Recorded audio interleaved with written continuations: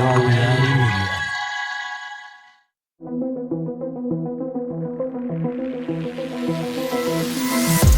The reality we live in can be a very strange place. Most of the time, fact being stranger than fiction. How will we ever start to understand this reality we live in unless we question everything? Join me and a guest as we unravel the mysteries of this reality, one topic at a time. This is Inquiries of Our Reality with Shayn Orin.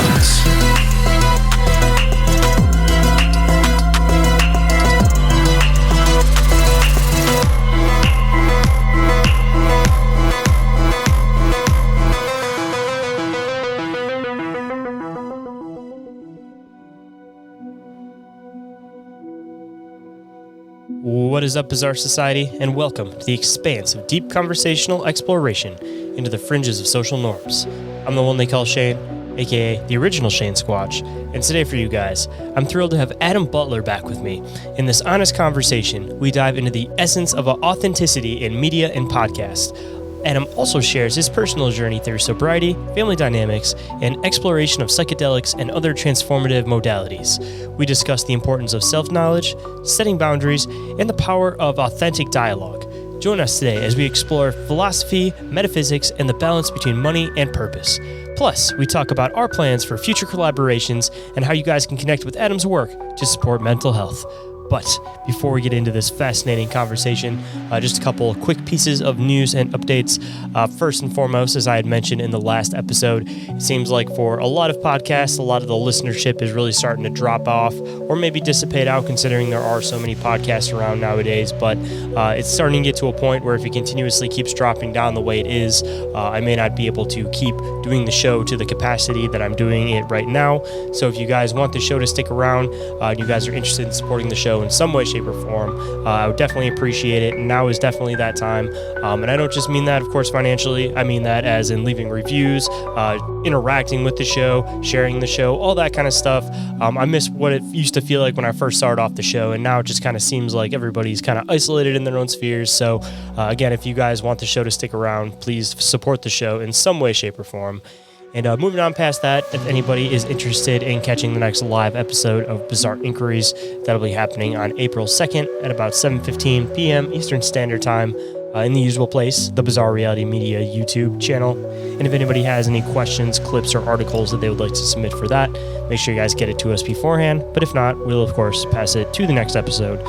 And if anybody is interested in being a guest on the show, sharing your bizarre experiences or encounters, or contacting me for any reason whatsoever, you guys can do so through email, which is inquiriesofourrealitypodcast@outlook.com, or you guys could always call or text the Bizarre Reality Media hotline, and that number is 313-364-1551. And for any professional inquiries, you guys can email me at bizarrerealitymedia@outlook.com. And if you guys happen to miss any of that, it is all available down in the show description. And with that, let's get into the show.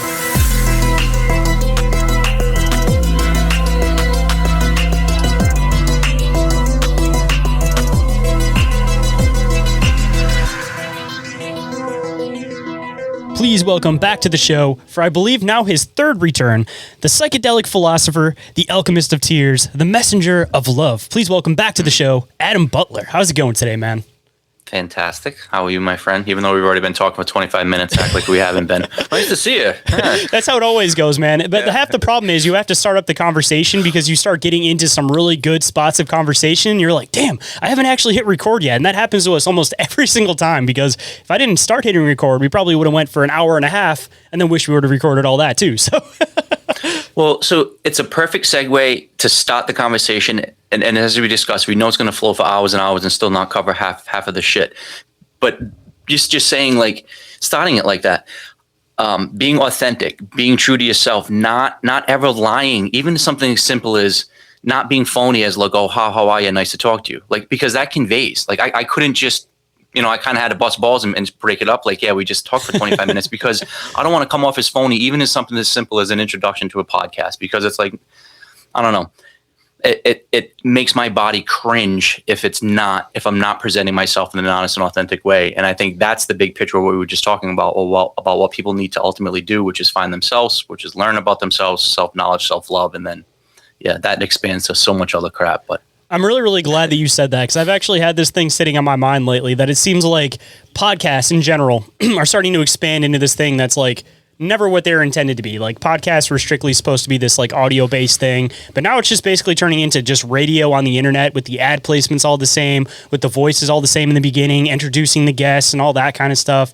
And I've been having this thing sitting on my mind lately about kind of going back to this like outlaw, like original podcaster style, about like how I started off with, and not trying to like keep up quote with the other podcasts and do anything that they're doing, because that's never really been my style anyways. But I'm really glad you said that, because it was just this weird thing that's been sitting in my mind, and it's kind of been like on that turner about like, am I going to try to make this new direction where I just basically say fuck trying to, do what all the new podcasts are doing and just stick to what I believe podcasts should be. And that weirdly inspired me that I think I'm gonna go back to that and get rid of that fucking start up with the hey, welcome to the show, well everybody, like blah blah blah blah blah. Like, that's again not authentic. That's not how I talk. That's not how I am. Like, well, so a perfect kind of flow into the next statement then about how since I first went on your show, so that was like 3 years ago, and so much amazing things have happened since then, and that book that I wrote has opened up so many doors, and not so much to talk about psychedelics and things like that, more just to talk to human kind of interactions. And through all that,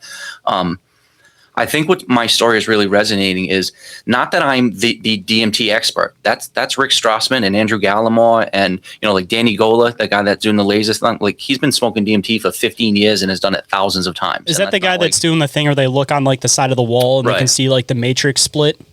Yes. So I've done the laser experiment multiple times. I'm friends with Danny, and I wrote a couple videos about that. So I can definitely get into that with you. I was say, I don't want to sidetrack you, but I at least want to hear like a quick like reference to your thoughts on that experiment, since you brought it up. It's fucking awesome. So it's mind blowing. It's everything that he's saying it is, and with full humility, it's everything that it's not that he's saying it's not.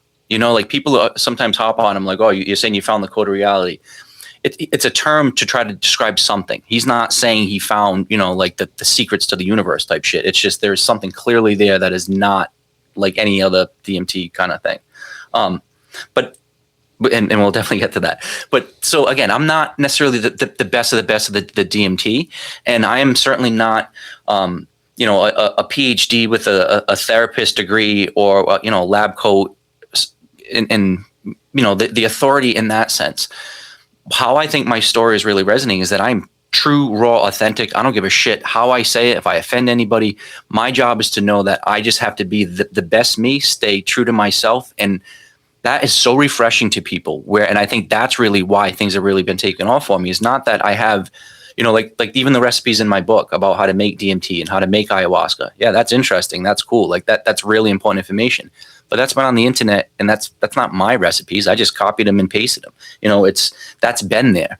It's the novelty is the authenticity. So I would say lean into that, because not only that makes you enjoy the podcast and enjoy and vibrate in your body in a much better way, but people will pick up on that, because, and this is all honesty, and actually this applies to me too, dude, that there's plenty of fucking middle-aged white men talking about psychedelics, Bigfoot, cryptids, expanded consciousness, lucid dreaming, and these are all the topics that I love and I'm passionate about. But how I can stand out is really just be like, yeah, but I'm the 45-year-old guy from New England that was the drunk asshole that lost everything, that did all, like, I've got some crazy stories that I can lean into. And knowing you and having now 7 hours of conversation with you, there's a lot of cool things that you can talk about, including being a dad, including being some of these other things that aren't just whatever, like the same old repeating of UFO stories. Like, and because I'm interested in you and your life. And even just, again, before recording, we talk about how can we collaborate? How can we do meet and greets? How can we actually do shit in person? Where it's like, that's the stuff where we'll get more out of life. And then I think more out of podcasts and book sales. So just a rant to start on there. Yeah. No, I Be definitely more agree you, with Shane. you. That's what I want to see. No, I definitely agree with you, man, because at least from like your perspective, and I think what a lot of people gravitate towards you with is the fact that you kind of hit stuff with a lot more of, like you were mentioning, like a raw sense, where a lot of people that are into this like psychedelic type research, they almost kind of do this whole like enlightenment path type of concept where they seem like they kind of have the answers. They seem like they want to give the answers, but you have to follow this specific path. And it kind of almost kind of feels, I don't want to say like culty, but for a lot of people, it almost kind of feels culty. Yeah. And for a lot of people that have gotten into psychedelics, you know, it's a matter of the people that kind of question things in reality. So when you have somebody that's in that psychedelic realm, but they're trying to give you the answers, like for a lot of people that are in that mindset, like that's like an instant red flag. So if you have somebody that's giving you the information more raw and not telling you to follow a specific path, it just, I think, resonates a lot better with people because like you were kind of mentioning, you know, you weren't necessarily the best person ever. You know, you've had your skeletons in your closet, and honestly the same for me. And that's how a lot of people that have gone through the psychedelic journey have been through it is, you know, you start off on this terrible path of alcoholism, whatever it happens to be. As I was mentioning on a previous show, I believe, you know, alcoholism was what did it for me to the point where I put myself in the hospital, almost lost my family. And if it wasn't for me having this, I guess you could say like a revival through like psychedelics, then I would have never been able to get my head straight and really start to figure out what I want to do in life. And the hardest part about it that I feel like a lot of people don't fully understand is that when you start getting into the whole psychedelic research, it kind of expands past the idea of psychedelics, meaning that, you know, me, myself, yes, I am in that field of expressing these things and talking about these things, but you know, it's not like I'm a regular psychedelic user because it's kind of a matter of once you've done it before, it kind of unlocks these different ideas and areas of thought. And if you haven't been through that before, you may not necessarily think of stuff from that perspective, but it's not like you regularly have to do it. It's just a way of almost like seeing outside of the box for a little bit to give you a new perspective on life. But once you've seen outside of the box, it's a lot harder to just kind of sham yourself back into that box again. So even beyond the psychedelic experience, just having it once, you start seeing stuff from this outside perspective, and it's really, really hard to go back. Yeah, that was beautifully said. And to add on to that, I would say, you know, and I think I typically mention this on most of the podcasts is, you know, psychedelics are not for everybody. DMT is definitely not for everybody. And, you know, and that's probably one of the messages that I think is important to share is I know psychedelics aren't going to be the path that are going to help everybody, and nor should they be. But that's really the big point is there are so many other modalities to remove that plaque, to find that inner light, to whatever people need to do to kind of shake out of the day-to-day crap that typically is bogging people down. That's really the important message. And there's so many different ways of doing it. And it could just be as simple as going to yoga or taking a walk out in the woods or going back to the gym or taking karate or, and this is where I've now dedicated my life to these really cool different modalities. So yes, I love psychedelics. I love exploring psychedelics. I do it always with respect and reverence. I do it always with the intent of trying to learn more and explore more. And I'm not saying this is negative, like if people do this, but I've never done it in a party setting. I've never done it at a concert or a rave. I've never done it in a massive group setting. I only use psychedelics for self-exploration. And because of that, I've gotten so much benefit. That being said, you know, I went to Monroe Institute to combine psychedelic experiences with their technology, which is just simply listening to binaural beats through headphones and then, you know, meditating and really kind of getting control of your body. And it was amazing and it was beautiful and truly psychedelic. And you kind of learn all the lessons that I learned in the psychedelics by going to Monroe. And then I mentioned how I just got back from this 5-day darkness retreat. So pitch blackness, 100 plus hours. You know, the guy that was sitting for me came and brought food in the morning and then food at night. But other than that, it was, you know, another modality, completely different from the other ones, where the other ones you're adding, and you're trying to get, you know, hyper elevated, where this was just subtract everything. But again, it all came back to highly psychedelic, highly visual, highly like intuitive learning. And, you know, I've got to be careful about how many times I say life-saving or transformational or one of the most profound experiences, because I don't want to null it or like dumb them down, but it's like, fuck, like that darkness retreat will save somebody's life and be transformative. A week at the Monroe will do the same thing. You know, a few hardcore sessions with shrooms or DMT, like you will, and to your point, you will not be the same person and just bogged down with the news, the social media smut, keeping up with the Joneses, and most importantly, and again, where my area of passion is being so depressed and anxious and just fed up with the world and not comfortable in your own skin, where you become really to the point where you're suicidal and depressed and want to take your own life. And that's where there's just really wide range of, I was going to say teenagers, but not even adolescent kids, all the way to 70-year-olds that are battling mental health illness, where it's not, well, go do shrooms or go sit with DMT and that's the answer. It's more, no, sit with your thoughts, look in the mirror, have the conversation with yourself, know that you're worthy of time for that self-exploration, and whatever that may be. And this is the key point, and I'll pass it back to you, is that I think another reason why my message is really kind of like taken off with, not that my message, like, again, I'm mirroring the same thing that people have been saying for thousands of years, is that it's not do this one thing, read this book, go to this place, do this retreat, and you'll be fixed, or go to this, 5 days something, and that's not it at all. It's everybody's going to have their own way, their own problems, their own kind of inner cracks in the psyche that they need addressing.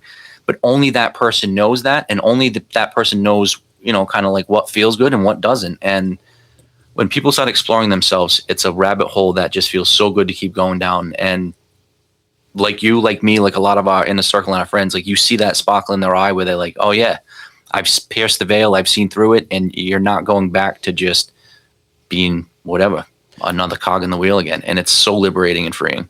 It's once you start really like understanding the subconscious mind, because I think that's kind of like the well around to a lot of this stuff, is whether you get into this from psychedelics or you get into this from occult philosophy, anything like that. It all goes back to this idea of the subconscious mind and trying to understand the workings of the subconscious mind, which this is kind of where it gets into another point that I was going to try to bring up, where you were mentioning that not all these traits, not all these different things are for everybody.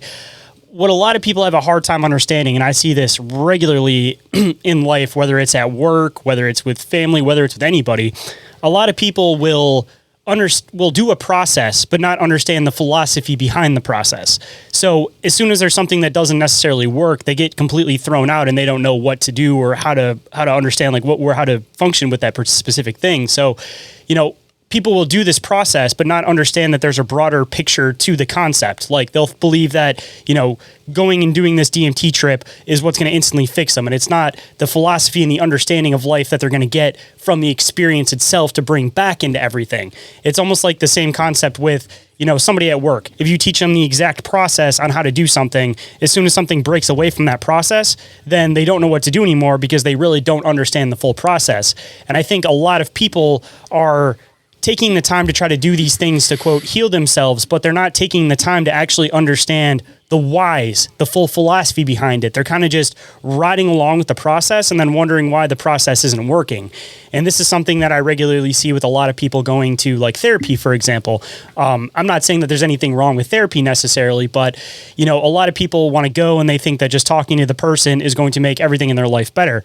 But what they need to understand is the philosophy and the psychology behind what the person is actually saying to them so that they can actually do these things in the real world where, if somebody's just simply sitting and giving advice and they're not actually hearing the advice and actually trying to put it into practical use, it's not really doing anything. And this is where a lot of people fall into these hard spots with therapists, for example, where they don't think that it's actually doing anything.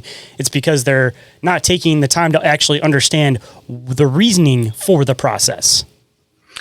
And I have some really maybe practical insight on therapists because I'm just thinking about my past week. So again, rawness and authenticity and just kind of being truthful. Let me write this down though before I lose my train of thought. So I mentioned how not only all these like amazing events happening and the weight of going through that darkness retreat, but then like right before that, I just got out of a long-term 4-year relationship with like my best friend, my girlfriend, my partner. Like, so that was really traumatic. That was the woman from the first book, right? That wrote the one chapter in the first book. Alicia, my beautiful Alicia. Yeah. And a friendly parting, and I wish her the best, but I mean, just mentally really, really tough to get over. I mentioned how my parents are getting divorced. Like we're moving out of the house. Like, I used to bust my balls about how I live in my parents' basement. Like I don't even have my parents' basement anymore because we got to move. Like there's all this crazy shit going on.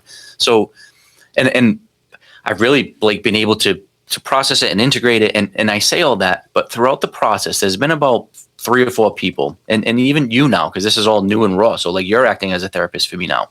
But my normal reproach, and I even said it kind of in my book about how it's so easy to lie to your friends or family or deceive your spouse. It's so easy to lie to your therapist, and how I used to pay this guy $240 an hour. He was an older gentleman, Brown University educated, like primo guy, and he was a great therapist, and I really think he had my best interest. But I was going, and so, but this was when I was still drinking. I was still, again, so this is the pre-Adam, right? Or before the psychedelics. So I was still the drunk, narcissistic, belligerent asshole who was manipulative, but I was still highly smart or intelligent, and I could use my words. And I was able to go into this office, and I wasn't lying to him, but I was trying to manipulate the conversation, and I was trying to paint a picture where it was this woe is me. Society doesn't get it. I'm too smart. I'm too whatever. This guy, like, I just, I'm not fitting in because I'm so unique and special. And it's like, the truth is, and then I would paint why I'm so great and unique, and I did all these things, when the truth is like, no, because you're a fucking idiot, drunk asshole, and you treat people like shit, and you go around thinking people don't think you're a drunk asshole when everybody else knows it, and you're the only idiot thinking because you have a piece of gum in your mouth that no one knows you're drunk. And it's like, so I hooked at this realization of how I was going in there. So was I getting anything from that therapist? Fuck no, nothing. Because I was going there thinking I'm just pulling one over on him. And then that way I could go home and be more of a narcissistic, manipulative person and tell my girlfriend, hey, even the therapist agreed with me that I'm right and you're wrong. Like, that's the type of mental mind fuck that I was going and trying to do this one up on the therapist. Right. So that's my normal kind of take on what I used to do. Now, that being said, over the past 2 years, I've let some, and not that age has anything to do with it, but I feel like, several people in my life that are in their 50s, 60s, and maybe even a bit older, that they know all of my intimate stories. They know all of my warts and all of my scars. They know all of my healing journey. They know where I'm at. They know where I'm at currently.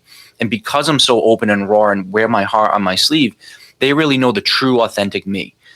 So now when all of this shit went down, like I had this, and I had this amazing conversation today with this lady, Shelly, who recently came into my life, and her husband are really just instrumental in not only helping me with my career and moving forward, but really just addressing some of my own inner work. And I called her today, and I just went on this like half-hour rant, and I told her, all about all of the shit, bullet pointed from my relationship to my mom, and I said I haven't slept in 5 days and all this shit, and my eyes are, and I'm crying my eyes out. And then I say to her at the end, I said, thank you for being a pressure relief valve for me. I said, there aren't too many people that I can trust that could handle the weight of what I just said to you and do it in a capacity where that's not judgmental, and do it to allow me so that way I can just literally just vent and just be like, whew. So I did that for a half hour, and it felt so great to purge. And then I said, because you know me so well, and I know you don't have any ulterior motives, and you're an educated therapist, and you do this for a living, so you've dealt with a bunch of broken middle-aged men who would, all the same issues I went through.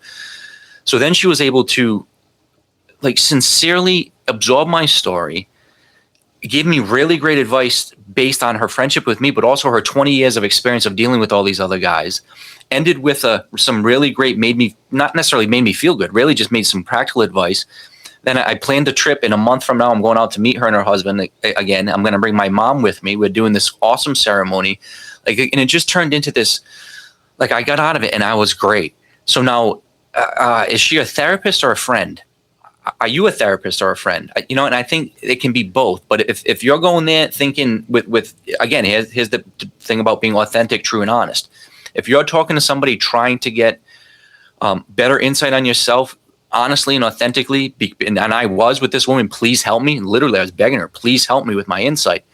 Then that therapist this morning was amazing and was worth thousands of dollars an hour. Luckily, she's my friend and gave it to me for free. That other guy, I could have been paying him $1,000 an hour and I would have got shit out of it, because I would have walking out of there being like, I'm gonna go get a beer, and I just made that. I just told him, like, yeah, like what did I just tell him? And that's where everything comes down to being authentic and true to yourself. And if I could, I think the easy ways for people to do that is, one, just hold yourself accountable. And if you can't do that by your own, always think you're on camera or being recorded. For me, I always think that, as well as God's on one shoulder, my Pepe's on one shoulder. And now then I go into these psychedelic spaces that these DMT entities are there to, you can't lie, and you have to telepathically, tell the truth. And then the other real easy one is just physiologically and physically. it feels great when you're resonating and vibrating with doing the right thing and helping out, and really when you're aligned to what you're going to do. So whether it be being a dad or reporting on things or educating, and then it's really, really gut checking, like makes you want to vomit when you're not doing what you're doing. You know what I mean? Like if you're like, oh shit, I hope no one's watching me, or fuck, I hope I can get away with that, or like you feel like shit. And it's simple. Don't do the things that make you feel like shit, and do the things that make you feel great. And then you line that up for a few days, a few weeks, a few months, a few years. And then you just, all of a sudden you just don't tolerate anything that comes into your field that makes you not vibrate at that higher level. Hold on tight, guys. We'll be right back after this brief commercial break.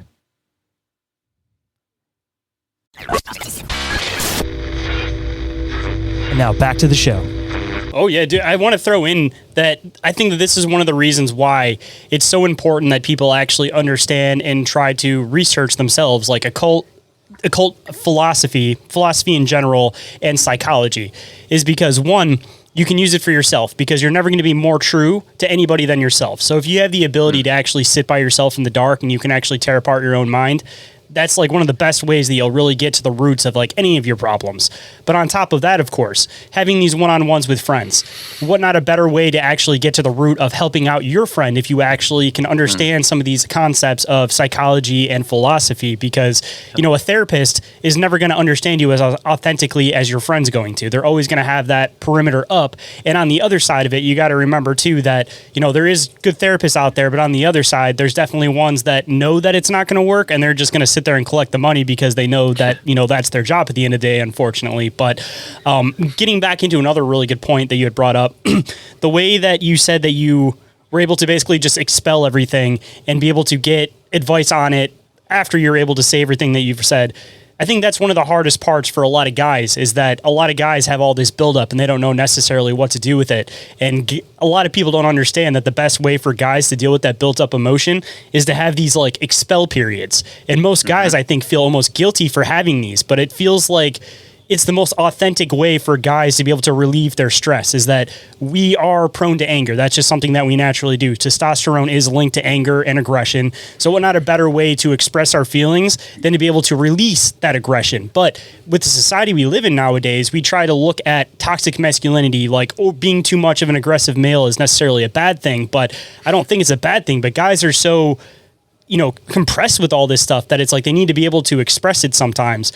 And when guys have an issue and they just need to have that angry outburst for a minute, I think that that's something that people need to take the time to actually understand is a natural thing that guys need to do. And on the flip side of it, like you were kind of mentioning, guys kind of have this mindset where they need to expel to feel better with stress. And then afterwards, they can hit you with the, I either want your opinion or I don't want your opinion, because depending on the guys, sometimes you just need to expel, and then other times you want that opinion. But with a lot of guys, you want that more empirical opinion, like you were kind of mentioning a bit earlier, where it's that unbiased opinion. So I think this is like one of the hardest thing for guys, is that nobody ever wants to talk about it, but there's this natural way that guys tend to relieve their emotions and stress, but it's untalked about, and it seems like most guys end up feeling guilty for this like natural way that we want to express our feelings. Well, until you do it and it feels great. Exactly. Like what we're doing right now. Like this feels so natural and so common. I'm anybody that knows me, like I'm not trying to fluff your nuts. I'm not trying to like, hey, Shayn, please be my friend. Like I know when I was getting on, coming on with you, that I knew it was going to be comfortable. It was going to be casual. I know I didn't have to kind of like, I know I could trust you with my inner stories. And I don't think I'm being a pussy by doing that. I don't think I'm like, being any less of a man by trusting in you. If anything, it's enriching my life doing that. And again, because it feels good, because this is part of, again, and I said, it's part of my therapy. And for those that, I meant same thing, like I may not be like the DMT expert or the best at whatever.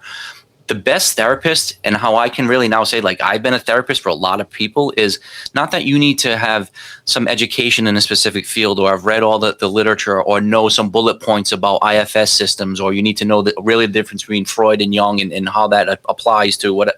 No, you just really need to know how to treat people like a human, be there, hold space for them, give them the space to tell their story, and then know how to hold the mirror at the right angle where that's just reflecting back at them. Because if that person is going to manipulate you or tell you bullshit, it's not going to help them. So really, it's just a matter of making that person feel comfortable where, yes, they're kind of telling you, but really they're just telling themselves. And sometimes they're telling themselves like that for the first time. And I've found that, I talked to a guy the other day, and this could apply to anybody, right? He had like these three major, he called them knots, and they were just kind of these roadblocks in his life that he couldn't get over.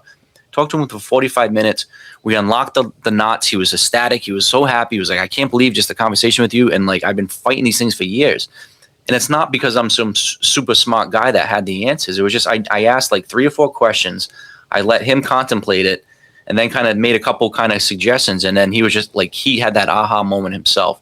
So, if somebody thinks, well, I can't hold space for somebody, or I'm not a therapist, you are if you can just hold the mirror to deflect it.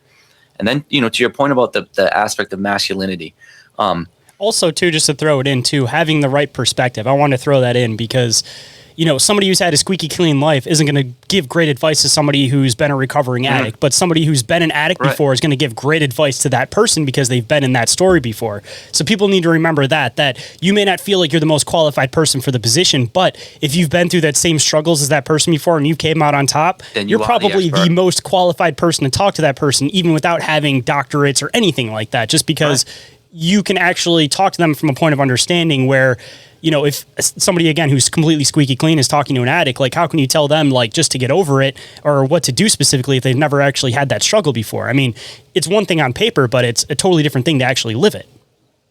And a perfect real life example of that is, I've got a couple like book tour events coming up where they're like speaking events. And I've asked my mother, I'm like, you should come with me and get on stage. Everybody that knows my story knows how important my mother was with that mending of it. And to say, so she's never done psychedelics. She is definitely not a DMT or a shroom expert. But what she is an expert is being side by side every day for a son that went through this horrible suicidal kind of ideation thing. A woman who initially started with, hey, psychedelics kind of bad and drugs, to now realize, oh, well, now that they're plant-based medicines that can really help. And she is the perfect expert for the mother who has a depressed kid, or for the mother who lost somebody through suicide, or, like, she is the perfect, to your point, she's that perfect expert where, who knows, like in my case, I'm 5 years sober from being an alcoholic. Like, so I'm a really good person to talk to for middle-aged guys that are going through this. Now, I've never done heroin. I've never done hard drugs. I've never done opiates. So I've got a lot of close friends that are now clean. And, they would be the experts to speak on opioid addiction, not me. And it's like, so it's really just, lean into where you're, where you, again, your true authentic story. And then the same thing about that masculine thing. It just feels so good when you can blend it. And to your point about being on the other side, like, I mean, I don't you see my gnarly knuckle fucking hands, but like, so I've punched and broken my hands multiple times. I've done the tough guy alpha male, Hulk run through shit. I've redlined my car and threatened to kill people on the road, and all of those things that typically are expressed as this like alpha, like whatever. And to your point, we need that release. But there's 2 releases. Yes, you need the physical release. So again, go to the gym, hit a punching bag, go to the driving range and hit some golf balls. Have crazy sex. Have crazy sex for 2 hours and let that release out. I mean, that's even true even for like death, for example, because just to throw this one in there, man, I've gone through some loss and like my first reaction is to like punch walls even with death. Like it's weird. It's something that naturally goes beyond with guys that you have to have some type of like a physical exertion of force to like feel your emotions properly, no matter what they are. It's so weird, man. So I found and this may sound, but to scream as loud as you can, especially like in the car, to just do like a primal scream, like so don't punch your car and hit your dash. And I've done that before, where now you punch the car when you're driving, and so now your radio's cracked, your dashboard's like, that sucks. Don't do that. But to just primal scream and just rah, as hard as you can, that really does help. But that's still not enough. And the second part of that is you do need that emotional release. You do need that, like I said, that therapist for me just to express it. And I've got several guy friends who I can't wait. Whenever I have an issue, and this is going to sound, again, corny to say or even whatever, feminine to say it, I can't wait to run into their arms, to hug them, for them to embrace me when I'm in the dark, dark spot, because I know they're a sponge to absorb my physical pain. I know they're there to really be there to give me advice. And this is where being comfortable in your own skin. And there's nothing wrong with whatever your sexual orientation is. I'm not homosexual. I'm not gay. I can appreciate like another male, whatever, but I have no desire to sexually interact with another guy. That, again, whatever your preference is, that's cool. So therefore, it's not awkward for me to hug another guy at all. I have no problem going up to my big, burly, bearded, 200-pound guy and saying, give me a hug. Why the fuck would I? I would take a trip across the country with him. I would share an apartment with him. I would whatever. Like I'd wipe his ass. If he got in an accident, I'd wipe his ass. Like what? I'm not going to hug this man when I know he's an important part of my life. And that's where it's like, why? Says who? If somebody sees us hugging and they think they're going to talk shit about me and any one of these guys, like good on you, man. You're going to get your ass kicked. Like, so it's almost like, all right, so now do you want to see me be the male? Like, all right, hold on. Let me finish hugging my guy friend and crying, and then I'm going to kick your ass. Like, so do you want to see I have both? You know what I mean? It's like, that's where it's just, no. And here's even the better part. If one of those guys are gay or slightly gay and is getting a fucking little chub by doing it, be honest with one another and be like, you know what, Shayn, I'm coming in for a hug, and can we rub beards? Because whatever, I just want to leave you with a couple fucking gray hairs. Then at least express that and be cool. And that's where that type of honesty, maybe not with the guy-to-guy thing, but I work with a lot of women in one of my other side jobs, and we exchange amazing hugs. And again, there's nothing sexual there at all, because now if it is sexual, it would say, hey, whatever, you want to hook up after work. But that's not it. It's let's embrace because you just lost your mom, like, or, that type of shit. And no, I'm glad that you brought that up, man, because that's something that I feel like breaks down a lot of really good guy friendships, because I've experienced this multiple times in my life. I mean, you see me on the show, you see what type of person I am. And of course, my close guy friends, you want to, express the fact that you're close guy friends. And I've had a lot of like really close guy friends like break off being friends because they did me wrong on something. I'll call them out on it and be like, hey man, like this is bothering me. And they're like, what, are you gay? Like, that whole thing like ends up breaking apart so many guy friends because people have that wall up of like, oh, this is what a male should do, this is what a male shouldn't do. But again, like you were kind of mentioning, if he's your best friend that you would, take a bullet for this guy, why would you not, hug your best friend goodbye? Like it doesn't have to be weird. Like again, I feel like that wall, that whole idea of like what masculinity should be has broken down way too many really good guy friendships because people have that weird wall up because society tells them they should. Mm-hmm. And not only like, and I'm calling out one of my friends right now, Sean. So he's the one that I wrote in the book about. He's the one that really he's been there for all of my shit. When we leave, it's not just like, yeah, we're going for a hug and hey, give me a quick pat. Hey, see you later, and dab him up. I hold him. I embrace. I put my heart to his heart. And it's not like, well, let's make it awkward and hold each other for 30 seconds. But let's have a good 3 to 5 count, a solid, you know what I mean? It's not just like, oh yeah, because, well, we're cool with hugging, so we're just going to hug. It's like, let's do it meaningfully and let's really embrace. And again, we're both the better for it. And so that's where it's really important. And you said about putting up a wall. And I was just thinking about a concept, and Carl Jung had this, I don't know if it was reading from one of his speeches but I've heard like the same kind of rundown on multiple videos. So he must have said it in one of his lectures or something like that. But he was talking about, and this applies to everybody, the importance of setting up boundaries in one's life. And whether that be personal boundaries, work boundaries, spatial sex boundaries, boundaries if you're doing psychedelics, like whatever it may be. Like even you just asked me before we started recording, do you have any time limits? So it's simple. What's your boundary? Can we go to 10? Can we go to 11? And I told you what my boundaries were. Well, I have up until this time, and this is what I'd like to do. But most people think about when they're forming their boundaries, or they're thinking about what they, well, I don't want my husband to come home past this, or I've got to tell, whatever it may be. There seems to be this negative connotation. And that speech by Carl Jung was just beautiful, because he goes over about how it protects yourself, and you're giving people, truly the boundaries and walls that they need to stay apart in. But then the other end of that conversation was, but also within those boundaries, that you're installing gates of clarity.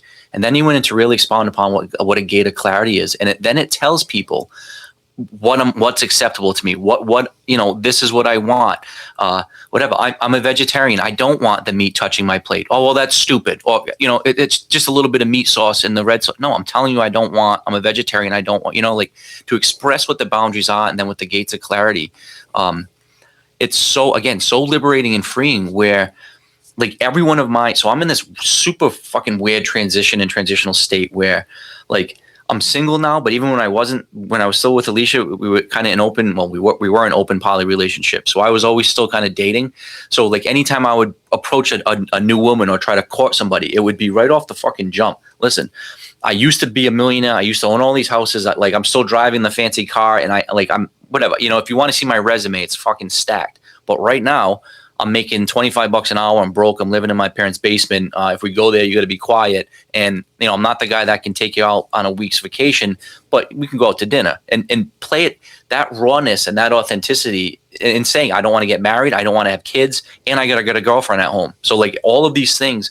So I would screen 99% of women before ever meeting up with me. And it's almost like, fuck, if they said they were going to meet me for coffee, I was like, dude, this is a weird fucking chick. Like, it's because I've already screened out all of the normal women. And it's like, all right, cool. So then when we finally met, it was just like, all right, so I know you're not a gold digger because I don't have money. I know you're not asking, like, you don't need a place to live because I don't have a fucking place to live. I know you don't want kids or trying to marry me up because that's not, and so like, that's a practical way. And because of that, I've had really good luck with dating and kind of like that aspect of the life. But now as I'm figuring out too, what my next career path is, the same thing, just literally throwing my cards on the table where I tell them straight up, excuse me, the last job I lost, I threatened to kill the co-owner because he screwed me over $900. Like, actually, I just went and told I bought a new car, and I was kind of telling that to the car salesman, not in a bragging way, but he's sitting there for 5, 7, 8 hours to get in this thing, and I was telling him about like how my life changed, and at the end, like they owed me like $2,000, and they're like, come back in 2 days and get it, and I'm like, you good? And like, you're gonna shake on this? And then I went and managed it, and I'm like, he's gonna shake on that, and I went and got like the other manager, and I said, listen, I'm not trying to say he's lying or he's lying. I said, I just want to let you know that like if I come here in 2 days and that check isn't here, and it's not because if you tell me it's going to be here in a week, tell me it's going to be here in 2 weeks and I'd be it. But don't fucking lie to me and tell 3 grown men look at me and be like, that asshole just left. Because if all 3 of you think I'm an asshole, I'm going to come and like all 3 of you are going to be addressed in a couple of days from now. But it was said with a quiet voice, a calm demeanor. There was no threat. I had my presence calm and cool. And I told them, and then the boundary and the gates of clarity was, listen, I said, I don't do well, like, and not that I necessarily said like, hey, like I'm broken and I'm going through some shit, but pretty much I was like, I have a very short fuse and I'm just being honest with you. Like, I don't have the ability to take people being dishonest. And like, really the only thing that means anything to my life is truth and honesty. So then it went from like, well, what are you trying to be, a tough guy asshole, to just, hey, listen, I'm telling you, I'm kind of broken, fragile right now. And all I want is the truth and honest discussion with everybody, including you, because I'm giving you 20 grand for this truck. And then everything changed. And then when I went the other day and got, to go back to get the 2 grand, it was like, my old buddy Adam's back. And it's because I had the balls to just say, here's my boundaries. Here's my gates of clarity.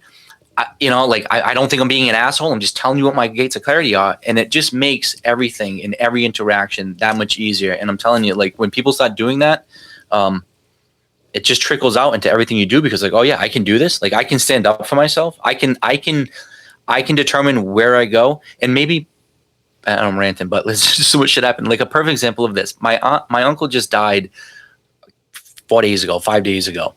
I mentioned how we're having some family problems right now with my mom and my dad, and there's a lot of conversations that need to happen. Now, rightly so, my mom was like, let's just get through the funeral. Let's, like, from here on out, let's be calm. Like, let's just go and give respect for the deceased. Absolutely, right? Well, after the church, now it's, well, we're going to go to a restaurant and everybody's going to chill. Well, I'm seeing all my aunts and cousins I haven't seen in a while. Like, a lot of people there's like 30 people that I want to go see. Now, I've just been crying for fucking 4 days. Like, my whole life is fucking going to shit. The guy that's caused it is right there. And I'm like, you want me to go sit and eat meatballs and fucking sauce? And everybody's gonna ask me how I'm doing. And it's like, well, how I'm doing? My home, like, you really want to know? And I just sent a text to my aunt saying, I made peace with Uncle Joe. I can't go to this. Like, Like, I'm not going to sit there and be fake. And that may be like, well, you're an asshole. You didn't go to no. When I was at the church, I prayed to him. I talked to him. I made my peace. I said my goodbyes. But I'm not going to sit there for an hour and a half and act phony to 15 people that I love and respect when they ask me how I'm doing, when all I want to say is, well, I've been crying for 5 days in a row because my whole life is in the shit. Like, and that's, so it can work to your benefit. It can work to your whatever. It's just, I'll never be in a situation where I'm sitting there being like, I shouldn't be here. It won't happen. I definitely agree with you there, man. I've been dealing with some stuff in my own personal life that seems relatively close to this, with the whole idea of like setting boundaries and everything. That I've had a pretty tumultuous relationship with my dad my entire life. And as of recently, he's been bipolar for a very long time, and he had this like huge manic up thing that was happening. And usually when he's manic up, he treats everybody like complete fucking trash, like tells everybody that they're wrong, tells everybody everything that's wrong with their life, everything that they've ever done wrong. And then on the other side of it, he's sad, he's depressed, and, everything sucks, and, life should just end kind of a thing. So going through these cycles, man, of, him always telling me every couple months that I'm a piece of shit, everything that I'm doing is wrong, how I'm raising my kids is wrong, all this type of shit. I just like cut him off after the last one, man, because I'm fucking tired of hearing the excuses that everybody uses constantly, that like, mental illness, I can treat you however the fuck you want, and you're supposed to forgive me within like a couple weeks after, man. I had to finally like set this boundary up. And this is such a hard thing with a lot of people, which is why I wanted to bring it up, that, everybody feels like you have to be tied to your mother and father all the time. And, in most cases, if the relationship is good, of course, work everything out. But if you've had a tumultuous relationship with your entire life, at a certain point, it's okay to admit that that person isn't doing any good for you in your life, and they're causing you more stress and more depression and more anxiety than anything. And it's okay to set up that boundary to just cut the people out after a certain point. Like, when you're done dealing with the shit, just because they're family doesn't mean you should continue dealing with their shit. Yeah. Yeah. So and this is where, fuck, like, as much as that, and then when we first started talking, it's like, yeah, let's talk about the real heavy shit. Where like, and after this, let's talk about like some fun laser shit and get off some of the heavy. Oh yeah, stuff. we'll get into the fourth dimension beings, because that was something I definitely wanted to bring up. But this is where, again, owning your shit, being authentic in your skin, and all of that. So I'm same major issues with my dad, has to do with alcohol. He's actually fucking in like a psych ward right now as of like 2 days ago, and all this crazy shit's happening. He's finally getting help, and my uncle said something to the effect of, so his brother, that, my dad, so my grandfather on his side was also a hard negative alcoholic, and said something to the effect of, my dad is everything nasty that his dad was, but then even worse. Like, he's even more of a monster, and he was even worse. And I'm looking and I'm green, like, yeah, because I knew both. My Pepe was kind of a dick, but my dad's even more of a dick. But the truth is that I was so much more of a dick than my father ever was. I was him times 10, times 100. And as much as that nastiness and the venom and the monstrous that I'm saying my father expressed, if I'm being honest with myself, I was way worse, way more, everything multiplied. And he directed it, and again, not right or wrong, towards one woman, my mother, unfortunately. I directed it towards multiple women, multiple women's kids, multiple, like, so for me to hear all of that, and then to be like, oh, fuck, like that was me so much worse. But then that's why it took all this pain and energy to end this generational kind of thing. And it's like, that's why I took my foot down. Now I'm 5 years sober. Like, my body's battered and bruised, but I was able to do all this. And I say all that because then here's like you're saying, you cut him off. And at this point, I'm not talking to my dad right now either. But the hardest part for me, just to throw it in there, was the disappointment of constantly going through these ups and downs as a kid of, I want to hang out with you, everything's so great, and then not having an interest in you whatsoever. He's treating himself like that. And so I'm seeing the same cycle happen to my kids, and it's like he's trying to use them as like this middle ground to be like, when am I going to be able to see the kids? And I'm like, dude, I don't want to put them through the same disappointments that I went through. And he just doesn't see that perspective, it's setting that boundary, man. And so not only with him, but with your kids. And then say, I don't know how old they are, but that, like, maybe at what point they can maybe make their own decisions. But to say, you've done nothing wrong. I'm just letting you know this is why I'm making this decision, why I don't want this person around you. And, like, to let them really know. Yeah. But and this may be this applies to everybody, not just like me and you and our dads, but whether it be whatever. so saying that, and I mentioned it because that I was that monster and I did all these horrible things. And man, if I could watch back videos of me at my worst, I don't even know, like, it would be so fucking crushing. And I say that because I'm such 180-degree difference from what I used to be in all the negative aspects of my life, literally in every category. And that, I'm not saying I'm some enlightened, fixed soul. I'm still a flawed, fucked human, and I still got a lot of pile of shit I'm working out of. But I will never raise my voice and scream to a woman. I will never threaten and do the shit, like the myriad of things that I said I was a monster of, I would never even conceive of doing, ever. And it's, again, because it's so against with how my body works and everything right now. And I became sober at 40. Could my father get 5 years of sobriety and now at 76 become a whole different man? I have to say yes, because the people that I fucked over and people in my family that I did wrong, they gave me that second chance. So for maybe the person that's bipolar, or for maybe for the person that's, name it, like, I think not we, that's for everybody. Again, that's your own boundary to make. For me personally, I have a lot of leniency for people to change. And now I have enough boundary where I won't let that person in to fuck me over. Like, and even with all this shit, I told them, like, I will always, like, I'll give you money, food, and shelter if you ever need it, because you've always offered that to me, but you're not getting my love, my story. You're not going to be part of my life. So as long as you, like, clearly express how your boundaries are, I think you can protect yourself. But I think it's important for people to be able to forgive, or to know that that's a process on your own terms, because that's part of your own internal forgiving. And, as much as I can say, fuck you, I don't want to talk to my dad, I know he holds a very important key to my psychological wounds. I know if him and I would just hold each other and he would tell me he loves me and we would just have that moment, that would be better for both of us. So I want to make sure I'm not too stubborn to say, like, yeah, fuck you, because if people did that to me, maybe I wouldn't have had the space to be the man I am today.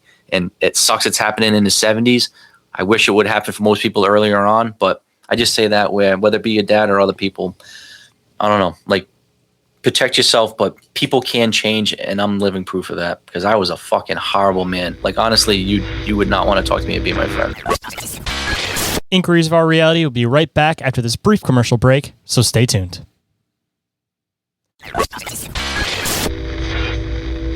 And now back to the show. No, I definitely agree. People can change. I mean, I'm the same as you, man. I've had my terrible past, and I've changed completely 360, and I'd be embarrassed of the person that I used to be. So I definitely agree that people can change. But the hardest part about, like, the aspect that I was bringing up is that a lot of the time people want to try to, like, force that forgiveness, and they don't understand that sometimes that it, like, takes time, and it takes time away from each other. And a lot of the time people think that if a relationship is starting to fall apart, that you need to pull everything that you possibly can to pull it together. But sometimes the best thing for a relationship is actually having that space apart to be able to fully like understand yourself and come to clarity to actually be able to come back together again. And if you're constantly doing this thing where you're trying to like hold it together as it's falling apart, then it never gets the chance to actually remend individually to come back together stronger. Yeah, well said. No, I agree.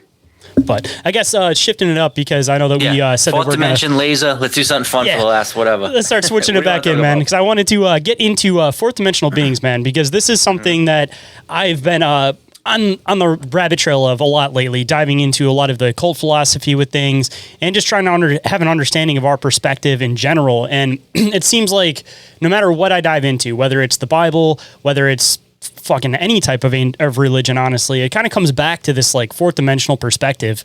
And one of the things that kind of like kicked that into my head, for example, was this whole idea about the Father, the Son, and the Holy Spirit.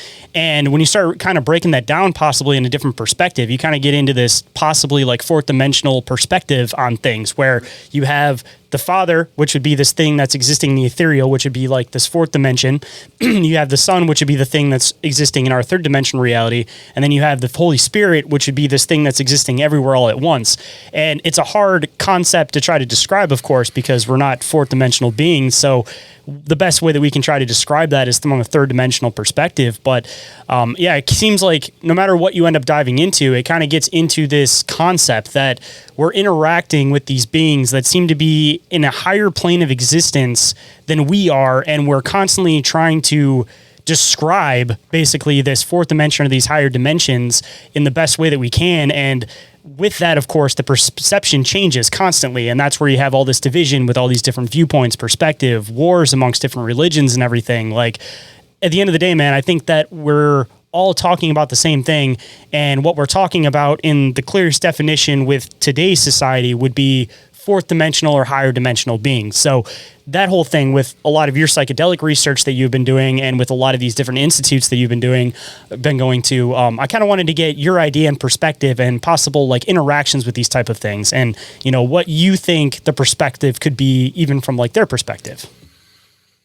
So I think an easy kind of common sense, like practical way of explaining that is that, you know, us as a human, typically you would say we have our five senses and there's a certain level of sensitivity to it. I think through all of the modalities that we've talked about, all of these explorations that not only I, but, you know, so many of other people have done is that clearly we are way more than those five senses. We can dial those up, but we also have many others. Like even, you know, the catchphrase of Monroe is where you're more than your physical body. Anybody that does psychedelic trips, you know you're way more than your physical body. And it's just because you're able to respond with energetic information way greater than. So like Aldous Huxley's book, Doors of Perception, that's a really kind of like foundational book in the psychedelic space. And he just really matter-of-factly goes through a concept that a lot of now most philosophers kind of agree upon, is that there's it's not even philosophy, you know, so there's way more energetic vibrational energy than we're taking in. We're only, you know, bringing in a small amount of that electromagnetic wavelength. So in addition to radio waves and TV waves and other electromagnetic waves, there's so much more just kind of going around us. So in order for us to survive, we really just have to reduce most of it out and just take in a small amount. But there's so much shit around us constantly being bombarded with. And it's just the sensitivity of our antenna that determines, you know, what we're picking up. So whether it's somebody going into deep meditation and increasing their sensitivity or adding layers of complexity or adding whatever, a satellite radio to the CD radio to the AM to the FM, or if it's maybe somebody like the telepathy tapes where these autistic nonverbal children, you know, they're just chromosomal makeup makes their antenna different. So they're able to truly communicate telepathically. Or, you know, that again, there's so many different modalities and so many different combinations of how humans can resonate and vibe that I think people are interacting with now, if you want to call them beings. And this is where I kind of get into it with like my sister, where it's like, you know, you talk about interacting with aliens or ghosts, and you talk about how, you know, you converse with gods and that and she's like, well, I've never seen a ghost or an alien, or what do they look like? And it's like, well, I'm not saying I've necessarily interacted with like little grays or that like God sits and smokes a pipe with me. But I'm clearly like, I'm having these profound interactions, learning and like absorbing information from something like, and it's different than just reading a book or listening to a CD. And that is part of the human nature. And I think that's part of just quieting your mind, being either super still and quieting it like I just did at the darkness retreat, or going the opposite end and vibrating the shit out of it with MEO, you know, 5-MeO, DMT and doing all that shit. But either way, humans are just experiencing what they're saying non-human things, but it's just because that's just natural state non-human. But humans can be way more expansive, as we well know. And I think it's just, we're just picking up on all the shit that's out there. And I think that encompasses Bigfoot and aliens and all this stuff, where it's like, that's not crazy to say that. It's just, if you can tune into the Bigfoot channel, I think you can see the Bigfoot. Like that's, I don't know, I can tune into the DMT channel. That's how I can interact with them. So your perception of reality, like you were kind of mentioning, is like whatever you tune into, because it seems like, you know, people that are looking for Sasquatch experiences tend to have Sasquatch experiences. People that are looking for the paranormal tend to have paranormal experiences. It's almost kind of like the double slit experiment, where reality interacts when it's observed. And this kind of gets into something that I wanted to mention that I was talking about before the show. This thing that I've been doing lately after diving into hermeticism that I call color experiments. And it kind of proves that like perception is malleable. So basically the concept and what I try to do is I'll take an object, like something that I'm working with, for example, or something that, you know, is near me that nobody else is really focusing on, because I'll get into like the harder part when other people are focusing on something. But if you particularly focus on something, and I call it color experiments because you try to swap the colors of things. So you don't typically try to do it and I haven't, maybe this is more an advanced point that you can get to this point, but I'll try to do it with colors that are relatively close. Like one of the things I've been doing at work is we have these green sponges that we always scrub things with. So when I'm in the middle of working, I'll close my eyes and I'll start focusing. And in my mind, I'll start saying that this sponge is blue, this sponge is blue, this sponge is blue. And I'll start seeing it as blue in my head. And in no doubt in my mind, I see this sponge is blue. And then when I open my eyes for a good like 30 seconds to a minute before I start focusing back in with everything else around me and all the different distractions, I start seeing that sponge is blue. Another example, when I'm in the shower, my son has this little duck mirror that's yellow. And when I'm in the shower, I'll start focusing on it and start saying that this thing is orange, this mirror is orange, this mirror is orange. And then when I open my eyes, the mirror will end up being orange. Reality can be altered depending on your perception of reality. And this is where the harder part goes in with other people's perception of reality. Because when I try to do these color experiments with things that are in the middle of the room, for example, that a lot of other people are focusing on, it doesn't end up working. It seems to only be objects that only one person is focusing on. So this gets into the broader term that I wanted to get into about the whole idea of perception with people. Whatever we are deciding as a group to perceive as reality is what people end up perceiving, because I think it's somewhat of like a group effort, meaning that prime example with a lot of the Sasquatch experiences, it's usually a single guy out in the woods, or it's three different people that are looking for Sasquatch, and then they end up coming across Sasquatch because you now have three people that are focusing on this thing in reality to happen. So I think that this concept can go into a lot of a broader concept, even with reality, with this whole like chaos theory concept that, everybody has always presented this idea that the reality is this chaotic, evil place. And if everybody is group thinking and always has their subconscious mind on the fact that reality is this chaotic place, then it's going to appear as this chaotic place. But if you can break your perception away and you have a group of people maybe that can break this perception away from it being this reality, then all of a sudden this reality starts to shift. So this just shows as a broader concept that reality is malleable, and what we perceive as reality may not necessarily be reality, because if enough people focus in on something, you can start to shift reality.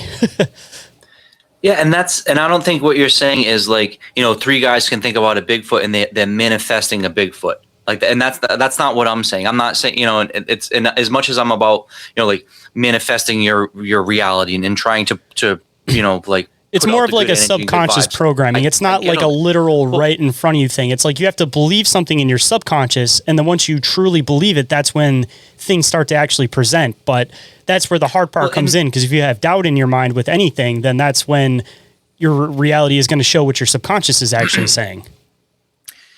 Yeah, and you need to have, maybe like we were talking about that analogy with the antenna about adding different like actual wavelengths that you're taking in, but maybe even like using languages. So, if you don't speak Bigfoot, or like, say if somebody were to speak or write Japanese, if you don't know that, that's just going to sound like somebody just saying a bunch of like sounds together. Where if you know what they're saying, you can be like, oh, he just said, that bus is going to the mountain over there.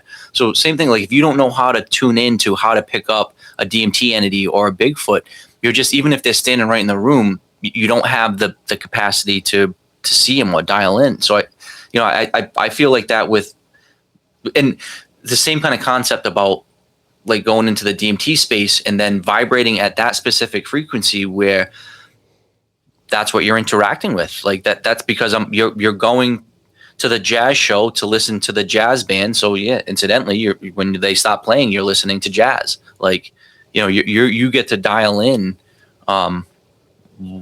whatever, what you're trying. And that doesn't mean, well, like my mind is creating the jazz music. No, it's just like steps went to be able to pick that up. Like your perception was slightly shifted. And this is where I get into the whole thing with like fourth dimensional beings, is that the whole idea with like the fourth dimension is probably the best way to break it down. Are you familiar with the book Flatlands, for example, by chance? No. Oh, it's a fascinating read. I've been telling a lot of people to read this one. It's written in like 1838 by Edwin A. Abbott. But basically what this book is he's basically trying to, it's from the perspective of a two-dimensional being, and they start having interactions from a third-dimensional being. So it's trying to describe the perspective of a third-dimensional being from like a second-dimensional being. Maybe it was you. Maybe it was last time we were chatting, but it gets into this whole idea about basically the next dimension can see the inside of the previous dimension. And it starts breaking it down from the 2D perspective, meaning that the third dimension is existing in this spot that's outside of the second dimension, meaning that they can see everything from the side. So they can see, quote, the inside of everything that's in the third dimension. And this is where you start getting into this whole idea of string theory that, reality is more so like blended and twisted into itself and not necessarily a layer sitting on top of a layer, because this is the hard time that I have describing is that if you're looking at it as the next dimension up can see inside of the dimension lower, you get into these like older occult concepts that like the all is mind, the all is mental. The inside of the physical reality would be this mental reality. So then you get into this next step up that it states basically that is the fourth dimension able to perceive inside of us. And what is their perception of seeing inside of us? Is it being able to see inside of our psyche because we're now looking at this from a higher dimension step up? And if that is the case, then essentially these things are always here. They're always around. It's just a matter of they're at this twist or perception shift around the corner that you're not actually able to see, even though they're always there. So when you get into these psychedelic mind states, or you take psychedelics, for example, then it alters your perception where it's not that you're creating these things in your mind, but rather that, like you were saying, the antenna or the perception is being slightly tweaked. So now you're able to see inside of this other perspective. And another reason that I always say that, and I'm sure that you've probably had some of these experiences, when I've been on enough LSD, I can do these weird things where like I'll cover my eyes and I'll have a friend stand behind me and he'll put up different fingers. And I can always tell what the fingers are, because you get this other perception where it's like you can feel and see everything around you even though you can't actually see it. So if you're experiencing that while on a psychedelic experience, is that basically slightly stepping into what like the fourth dimensional being's perspective would be, where they're able to see basically this inside and outside of things without actually physically seeing it? I know, long-winded attempt to explain this, but just like a mind-blowing concept. And it's all going to be long-winded bullshit. Anybody trying to describe this, but like you even just saying it without even bringing in psychedelics. Like I'm thinking about how I try to describe, some of like my psychedelic sessions, where it's like, you become both the observed and the observer, or you're looking from like a pinpoint, but also from the like circumference of the circle, and you like this. You try to. Or like, everything's spinning mandalas and turning in on itself. And so there's always this concept of this, like in and out, within and without, and above and below, like all at like the the same Tesseract time. too, even getting into some more like astral science concepts, the idea of the Tesseract of this square constantly like rotating the inside and outside of itself. Kind of donut, kind of always just kind of like going and flowing in itself. And then, so every deep DMT session, that's the weird kind of physics of it. So I think, and that's what you're trying to describe. Like, how does something in, 3D describe 2D and or, how does the high dimension perceive the low dimension? And I guess I think that's what I'm seeing when I go into these DMT spaces. Like it makes sense, like through the words that I think we've learned about physics, that seems to be what you're describing, because it's not like, well, yeah, it goes from, like, it's very kind of easy to go from 2D to 3D. Like, yeah, I can understand that. You're drawing on paper. Well, now it's like where it sounds like getting into that fourth dimension is what I'm experiencing and what other people are experiencing, where it's like, yeah, like where are you? Like, what is your point of reference? Well, it's not over here and it's not in here. It's everywhere all at once. And it's not, it's both the minute and the massive all at the same time. And it's like, well, how can that be? Like, what do you mean you're in the center and at the outside of this? I don't know. Like, well, I think it's maybe because you're looking at it from that higher dimension, and it's just, you're able to encompass everything all at the same time. And maybe that's, again, where that concept of like all is one and everything's based on love and connection, and that time is malleable because it can go back and forth, because from that high dimension, it's all just, I don't know. It's all just lesser than, and can be not necessarily manipulated, but it's just, it's of a lower dimension, right? So I mean, you're kind of just using repetitive words, but it seems like it's more, it becomes more malleable as you go up. Like it seems like as you go down, the realities seem a lot more physical and they seem a lot more stationary. But then as you go up to these like higher vibrations, as they say, reality appears to be more malleable because the energy forms are constantly in motion. So if you're going into lower states where there's less vibration, everything is going to be more and more stationary. But as you're getting into higher vibrations, like you were mentioning, you get into these shapes that don't make any sense because you're getting into a place where everything is vibrating at such a high frequency that everything is constantly in such a state of motion that it gets past our reality where we know everything's in motion, but it looks stationary. When you get into these higher places where everything is so elevated, everything is visibly in motion because it is so highly elevated. Like, it's such a weird thing to think about, but if you're looking at it just stationarily from, like, for example, like wavelengths from like cold to heat, for example, you know, the colder it gets, the more slow and stationary it gets. The higher it gets, the more vibrant and more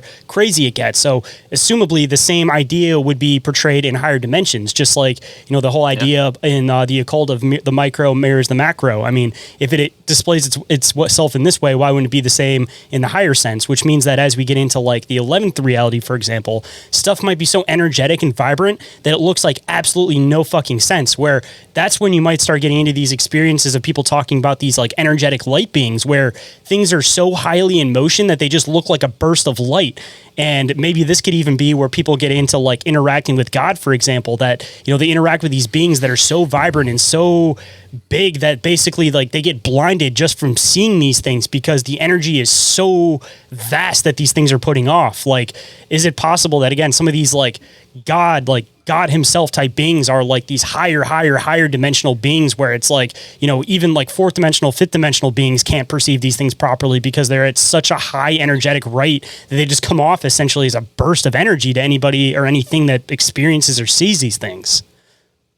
Yeah. And you know, what's coming to me, like, I'm thinking about how if people haven't experienced this, where they must be like, well, that's just, they're still in 3D and they're just trying to talk about it in 4D. And like, I'm thinking about like, because I just was doing some like graphic designing. So, you know, if you have whatever, the image of an arrow on a page and it's just a blank lettering, well, then you can do, you know, like an outline to it to make it look raised. And then you can put a glow on it so it looks like it's buzzing a little bit, but it's still, you know, it's still 2D. But there are things to make it go from looking flat to looking elevated to now maybe you can make the paper raised and now it's like actually, you know, like, you know, imprinted a little bit. And you can go from 2D to 3D to now like you're holding the block of letters and you can see that transition.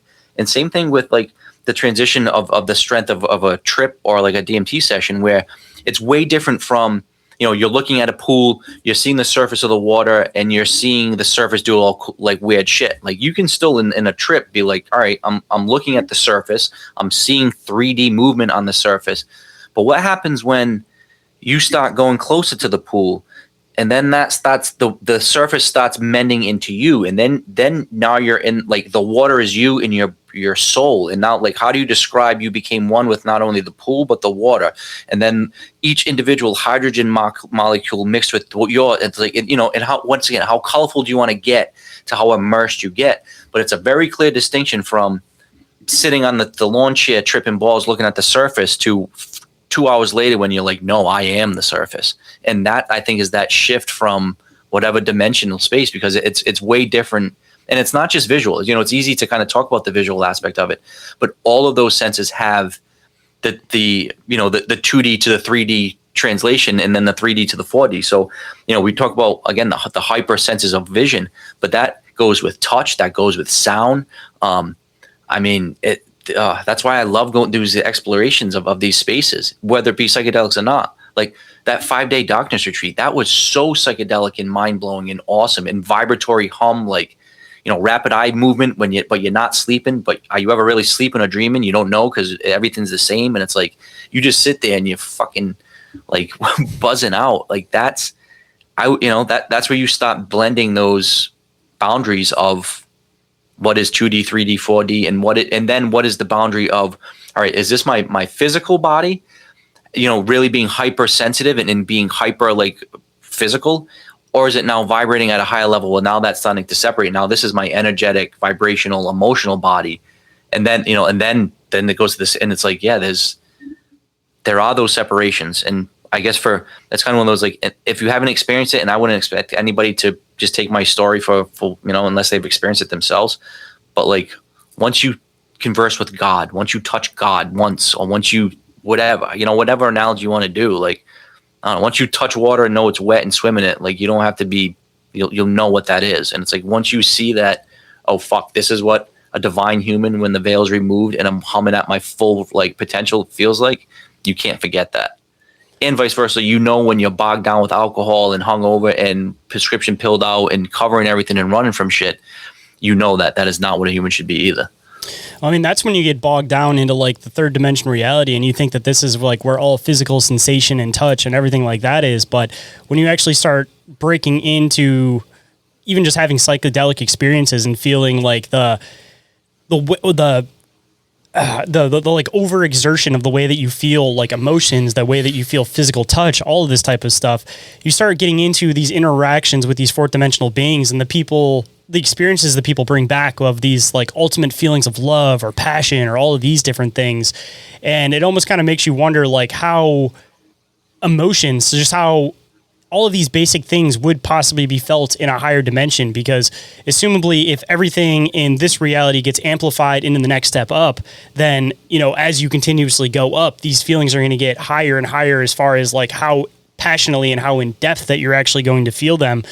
And if you start breaking down that concept, that's where it starts getting weird into this whole idea about like, you know, reincarnation or the whole idea of like the soul trap, or, you know, trying to build up to like higher levels of vibration or frequency. It's like some people may not be able to understand or be able to comprehend that, because you see enough people now that have enough problems dealing with their emotions in this physical reality.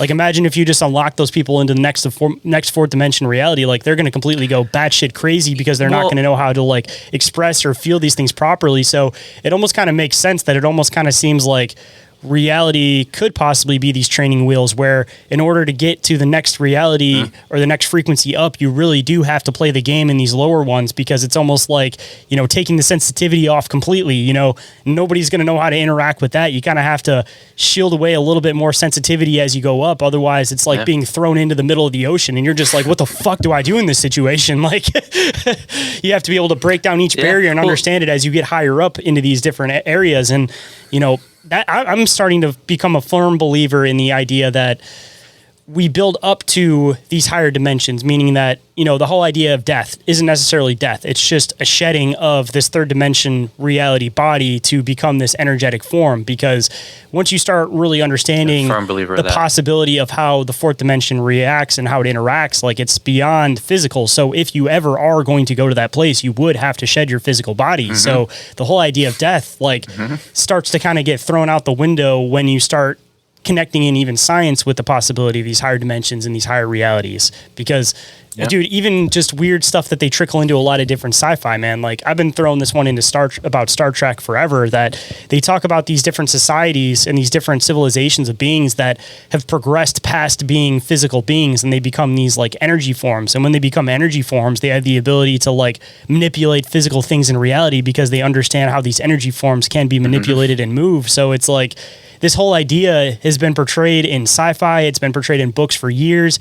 It's kind of like one of those underlying tones. It makes sense. It makes sense. I mean, yes. You're not going to expand and get back into being a dinosaur or have more physical body or require more caloric intake or be bigger. Like it's going to keep going, compacting. And it's the whole idea of hell. I've been wanting to throw this one into the show forever, and I just didn't know where I could throw it into a good spot in the conversation. But I've been kind of wondering myself if the whole idea of hell is people that didn't actually get the grasp of a fourth dimensional understanding. So basically their fourth dimension reality is essentially them having the mindset of a third dimension, but being stuck in a fourth dimension reality. So essentially they seem like they're in infinite torment because they're inside of objects. Everything's flowing and moving. You know, everything is just, they couldn't break that mindset. You being stuck as a stick figure on a page, knowing that you used to be in 3D. Exactly. Yeah. It's just like, this was like a mind blowing thing I was sitting there with one night is hell literally just people that weren't able to break into that fourth dimensional mindset. So they're stuck in the fourth dimension with a third dimensional mindset. Like it's crazy to think about, but horrifying.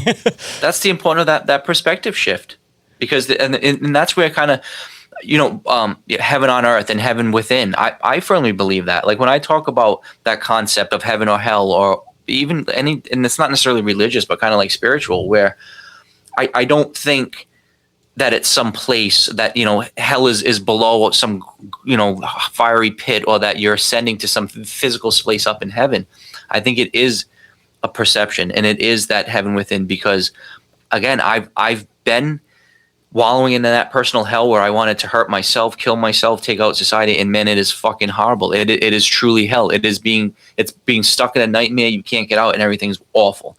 To being on the other side where you're vibrating and humming and you're content and joyful, and your life is full of synchronicities. And even if the line is long in the market, you end up having conversations with cool people, and it's just, and you do have this heaven within. And even with all the fucking shit that I just sort of I'm going through, like, it's like, well, we're going to do this, and we've already planning trips, and I'm thinking about how my life can expand, and I just did this book, and it's like, it's just, it's how you process the world, and it is that perspective shift. And again, some practical things where maybe you think what an unnecessary fear or limitation, and it's limiting you from doing something, and then it's just a perspective shift, like, oh, I don't have to run from him or her, or you know what, like, I am qualified for this job, or yeah, I am deserving of a loving relationship. Like, just having the to stand up, to have like that conviction of thought is a great kind of whatever. I lost my train of thought on that one, but yeah. Hold that thought. We'll be right back after this brief commercial break. And now back to that deep conversation you crave. Well, I wanted to throw this one in too, since we're also talking about like fourth dimensional being perspective too. I don't know if I shared this one with you. I may have shared it like maybe the first time that we had talked, but I've never actually like fully blasted off on DMT, but I've had a couple of different experiences where I'm kind of like breaking the doorway down a little bit. And one of these experiences was I had done a little bit, and I was like staring at my pillow, and as I'm staring at my pillow, I start seeing this like image of what almost looks like do you know what like the Japanese uni are? They kind of look like they're like those colorful demon looking guys. Mm-hmm. Well, I started seeing one of those faces like morph into this pillow. And as I'm seeing that, all of my cats are also looking at this pillow, which I thought was really, really weird, because every time I've had psychedelic experiences and I start looking at something or doing something, like my cats interact with it. It's super duper weird. But as I'm experiencing this, I'm also having this like wholeness feeling where it's like, I feel like it's hard to explain, but like I feel like I'm inside of this being as I'm also seeing an image of it while I'm inside of it. And it's like such a hard concept to describe, and this is like, I've never really been able to break this down with anybody to really describe this part of it, but like it kind of gets into like what we were saying about this whole idea that it's really, really hard to perceive. And this gets into this whole thing I was mentioning with like the Father, the Son, and the Holy Spirit, about trying to break these concepts down into third dimension perspective reality. But you know, like as I'm experiencing this psychedelic experience, I mean, it doesn't seem too far off from the idea that this thing was existing somewhere else. It was existing everywhere, but it was also existing in front of me all at once. And it seems like every time you get into this breakdown of fourth dimensional beings reacting or interacting with us, it's hard to describe, but essentially people break it down in those three different components: that they feel like it's somewhere else, they feel like it's everywhere, but they also see it physically in front of them. And I'm assuming with some of your psychedelic experiences, you've kind of probably experienced something relatively similar to this, right? Yes, and I'm getting goosebumps because I feel like that's so hard to describe. But we were just talking about collaborating, and I mentioned about future guests. So I just befriended about a month ago this guy, David Comstock. With talking to him and I, we motivated each other to do a bunch of stuff. He just wrote this book that he's publishing called Serpent Rise, and he goes over his experience of going deep into the DMT with pretty much this beautiful story about what you're just kind of saying of meeting and confronting with this higher energy and this vibration. How then there was a kind of telepathic conveyance of energy. Of information, but then there was a blending and an absorbing, but with no judgment and no, like he just has this poetic, beautiful breakdown of it, where I told him, I'm like, dude, I read this and I was getting goosebumps, and like I was fucking tearing up, because it's so hard to paint the picture of what happens. And I think just this gentleman did an amazing job. So his book is going to be out. I think he's getting it published like within the next few weeks. I'm definitely going to be promoting his work on my social medias. And I actually want to potentially do like a book reading, because it is that fucking beautiful. But I was telling him, like, dude, you got to get on podcasts and share your story. And he's just kind of finding his voice to be like, this is something that needs to be shared. And he's a really, really interesting dude on a lot of different levels. So when we get off, I'll definitely give you his contact, because he needs a little nudge to share the story. And dude, he's got such an amazing way to describe what you're saying. But what he does, and he uses a word, he threw out like a phrase like, and this matters, because he differentiates between, I wasn't just talking English to English with a guy. Like, it was telepathic communication that went to my core. Like that matters. It wasn't, well, I felt vibration through my body, just like if you standing next to a strong bass speaker, yeah, you feel the beat. Well, no, like I became one with the energy waves and the sound. Like that matters. Like, and he just goes through this like beautiful thing where it's like, no, this is different from just going into a laser light show or going to an IMAX and seeing some really cool production. Like these experiences bring you to, whether it be a higher dimension, whether it be, like I say, removing the veil, or, getting you closer to your innate, powers. But it's a fucking awesome feeling. And, every one of these experiences that I have, I just have way more curiosity than fear, knowing that there is some, and it's not all fluff and beautiful shit. And there are some dark energies, and there's that's probably a whole nother concept, which is attachment, or potential, exterior entities, some of the darker aspects of it.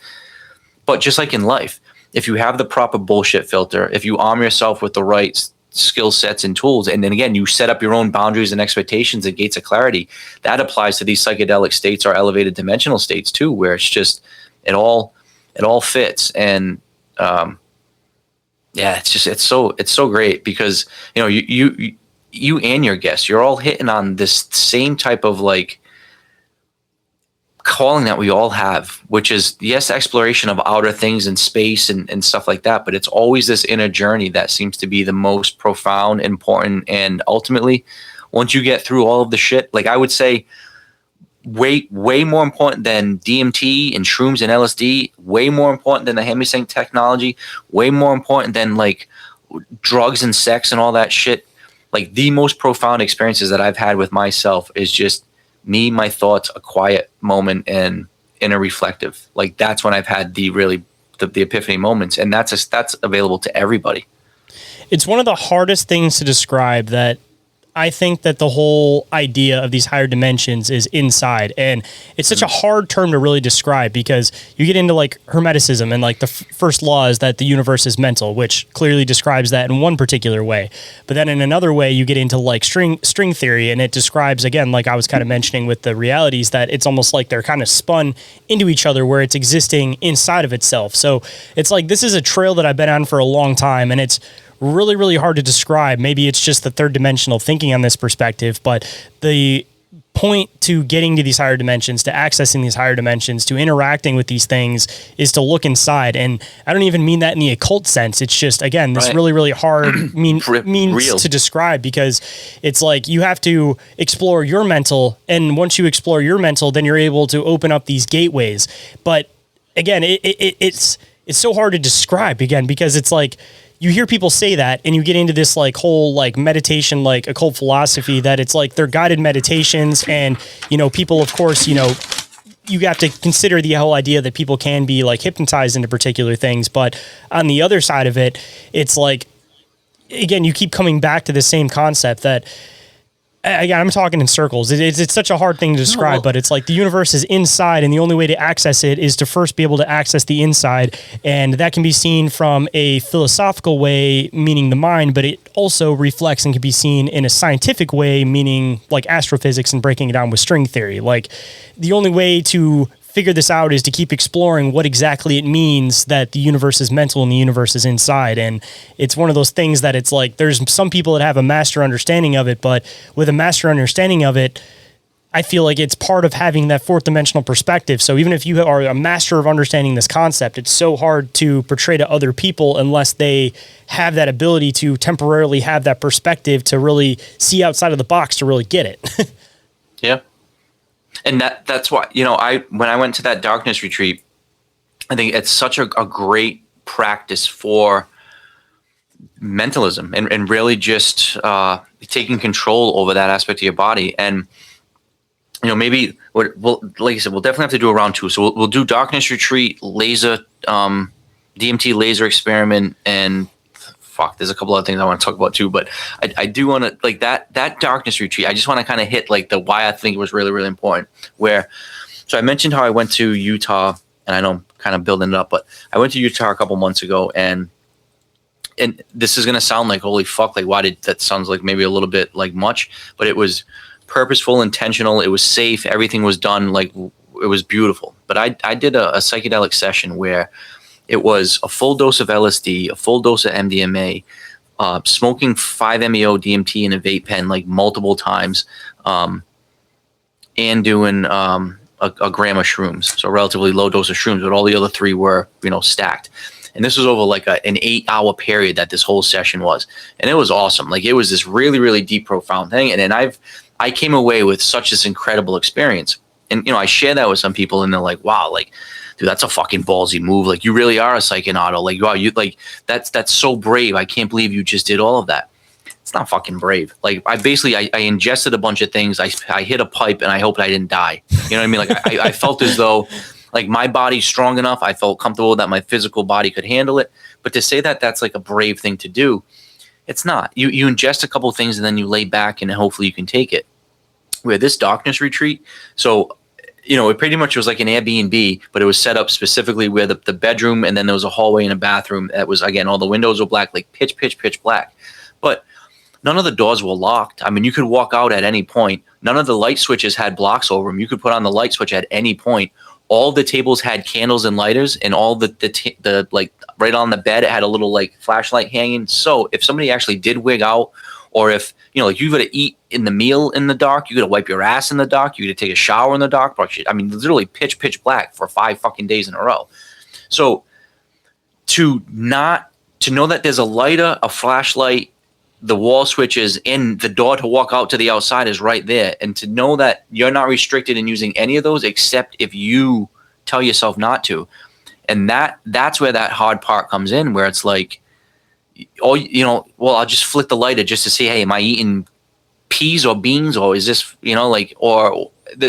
but to have the, like, no, I paid for this retreat. I'm doing this for not my egoic physical body, Adam. I'm doing this for my higher spiritual self, Adam, and Adam needs to, like, take control. And when I say I was so proud, and am proud, when I got out of that, and I know to myself, I didn't cheat once. And again, the only one that knows that is me, but I know I didn't. And it's like, that is the mental fortitude. That takes balls. That is what I don't think, if you had 100 men, could 100 men sit in a 5-day darkness retreat?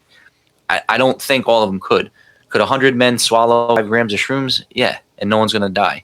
Where it's like, that's where that toughness comes in. And that's where I think, like, that particular badge of earning a multi-day darkness retreat is, I take more pride in that in my resume than saying I did the 5-MeO crazy session, because it's like, I was just, I just was able to ingest it. But yeah, what you can get out of that. Like, now I know and not that I needed more kind of checks on my own kind of notch about or like how great I am or what I can do. But this was like, oh yeah, Adam, like you mentally are a tough, badass motherfucker. Like, you just went in the dark for 5 days and didn't wig out. Like, that's if people could do that, and that's actually why I'm saying that. So for some people, psychedelics aren't going to be for them. They have no desire to, ingest something like that. Where this darkness retreat is more challenging. So I'm not going to say it's easier than doing shrooms or doing whatever, but like, for the person that isn't interested in chemically attaining that modality, this is an amazing way of doing that. And I can definitely recommend some amazing places. And I know we're not too far away from one another. The place I went was in Vermont, and so if anybody's in the New England area, this is an amazing facility to do this at. Dude, I've always wanted to try to do that, because it's always seemed like such a fascinating thing to me. And just, it gets into the whole concept, I think, of self-control, which is, I think, one of like the simplest concepts, but one of the hardest concepts for most people to grasp. So don't drink the bottle of alcohol. Don't be the asshole. Don't do that. Self-control. That is the hardest thing in the world for people. Don't flip out with road rage. Don't whatever. Yeah. So exactly. Great point. Where it's like, if you can control yourself, or even like the other, when I was flying out to Utah on the fucking way back, like, and I lost it, but then I regained it again. So I'm on the plane. It's tight. It's tough. Like, I don't like flying because I don't like being restricted, but I was able to just kind of woosah, shut my eyes, and I literally just sat still for freaking, I had a book, I had stuff, I figured, well, maybe I'd write, but I just couldn't, because there was just so much shit going on. And I just shut my eyes and meditated for like 4 hours in a row. And it's like, oh, fuck. So that's where it really comes in. That's where the real life practical benefits are, where I know if I could sit 100 hours in the darkness, the next time I take a 5-hour flight, that's not like, that's absolutely nothing because of what I was able to do. And I feel comfortable that I can just get into that state of just shut my eyes, shut my whatever, and I'm good. And that's that's what I think, you know, a lot of people could benefit from in the society, is that you don't need stimulation from, again, either a stimulant, like a true stimulant, or from the TV screen, or from jerking off, or from porn. Or it's like, no, you can just be calm and cool because you're telling yourself, I've got to be calm and cool. And that's a really endeavor that's worth, you know, exploring if people aren't able to do that, because that's where you get that self-knowledge, the self-love, and then everything else just kind of falls into play. And not being naive to say there won't be bills and taxes and stub toes. And I'm the perfect example of, you know, I'm in a mentally good place that doesn't just make physically the reality, everything all good. It just allows you to not get in your own way, not self-destruct, not self-sabotage, and actually use the circumstances and events in a positive, creative way that you can, you know, like the book, The Alchemist of Tears, truly turn all of that shit and turn it into something that you can be proud of and make it be part of your narrative.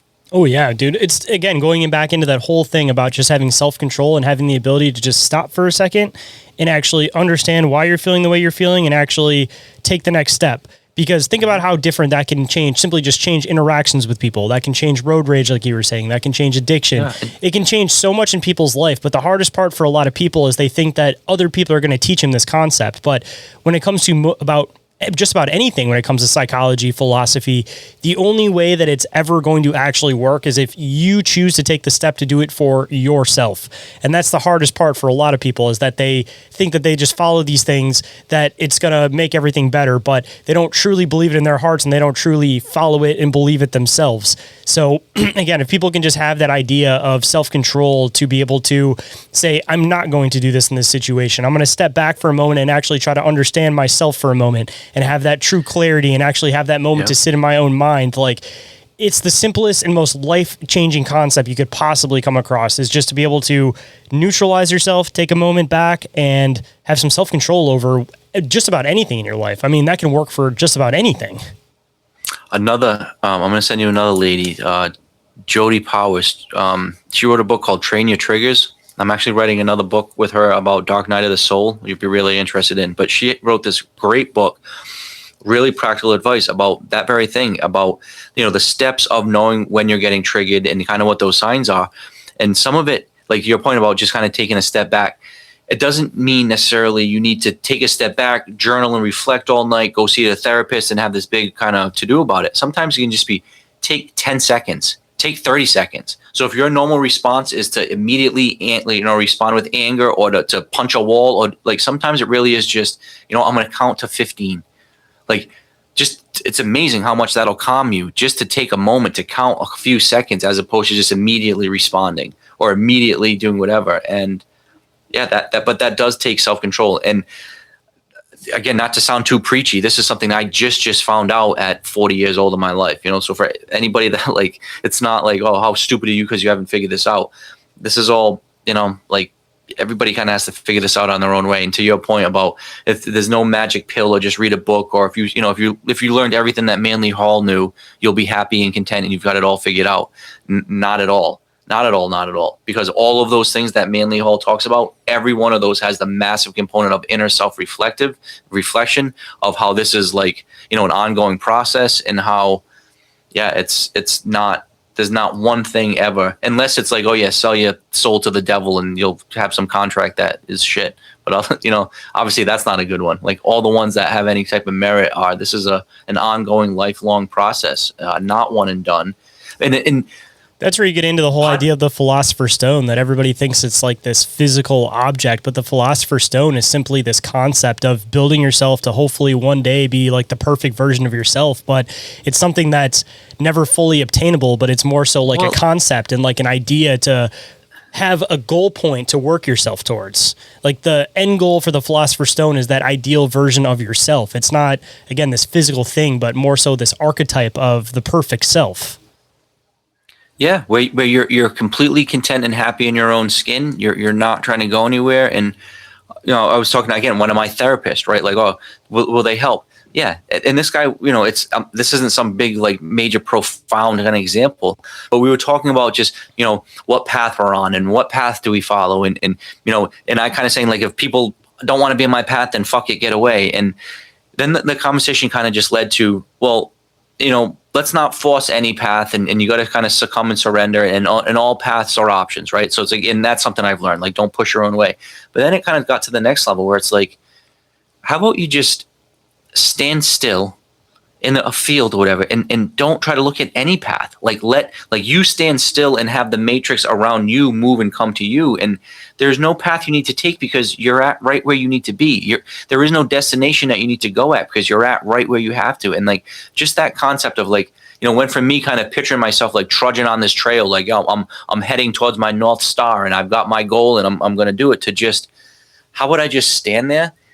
And that North Star just comes to me and it lands right in my hand. And like that, yeah, that idea of just surrendering and succumbing and just being at peace. Oh, but that was the rant where it's like the Philosopher's Stone, and kind of, I think it's, you find out that you don't want to reach any place else. You don't want to reincarnate. You don't want to like get to some greater part of yourself, or go home to your home planet or whatever it may be.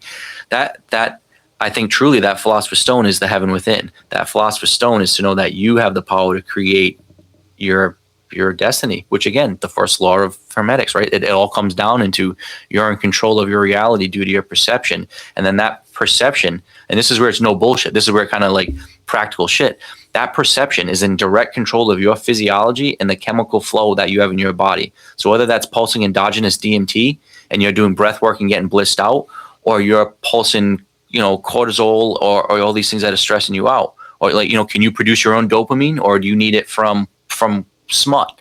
Like, and that's where the alchemist stone is. You're your own pharmacist. You get your high in your own supply. Nothing pisses you off. All you do is vibrate with what feels good, and you're not trying to reach heaven or die or find a path. You're just fucking, here you are, and you're good. And that is what I'm searching, seeking. I think I know I'm on the right. I know I'm standing still, and that life is coming to me. And I know for damn sure what wasn't the right way or the right path was, 7 IPAs a day, 3 shots of bourbon. Everybody's the issue. All the problems in my life would do to somebody else instead of me. And like, it's very clear when you're turning lead into fucking dog shit, as opposed to when you're turning lead into gold. And it's just like, if it's starting to smell like dog shit, don't go with all that. If it's starting to sparkle and starting to shine, then you're moving more towards gold. And that's, again, a stupid analogy and kind of funny, but it's so obvious. Is that shiny gold, or is that shitty brown dog shit? If you can't tell the difference, then that's where that perception shift has to kind of happen. And then that, again, the clear thing, once that shift happens, you don't need to know, is it shit or gold? It's very clear, is it shit or gold? Ain't that the truth, man? And I mean, I feel like this is a good concept that I've had for a lot of things too, that, a lot of people like to have this idea about like an end point or like a goal point, but a lot of the time it's about the journey itself. And a lot of the time, if people actually try to make this end point or this goal point, it's almost like you're capping yourself. Like, this is your ideal of what you want to be. This is what you're going to be. So you never really get to enjoy like what you are currently in the development that you're in currently.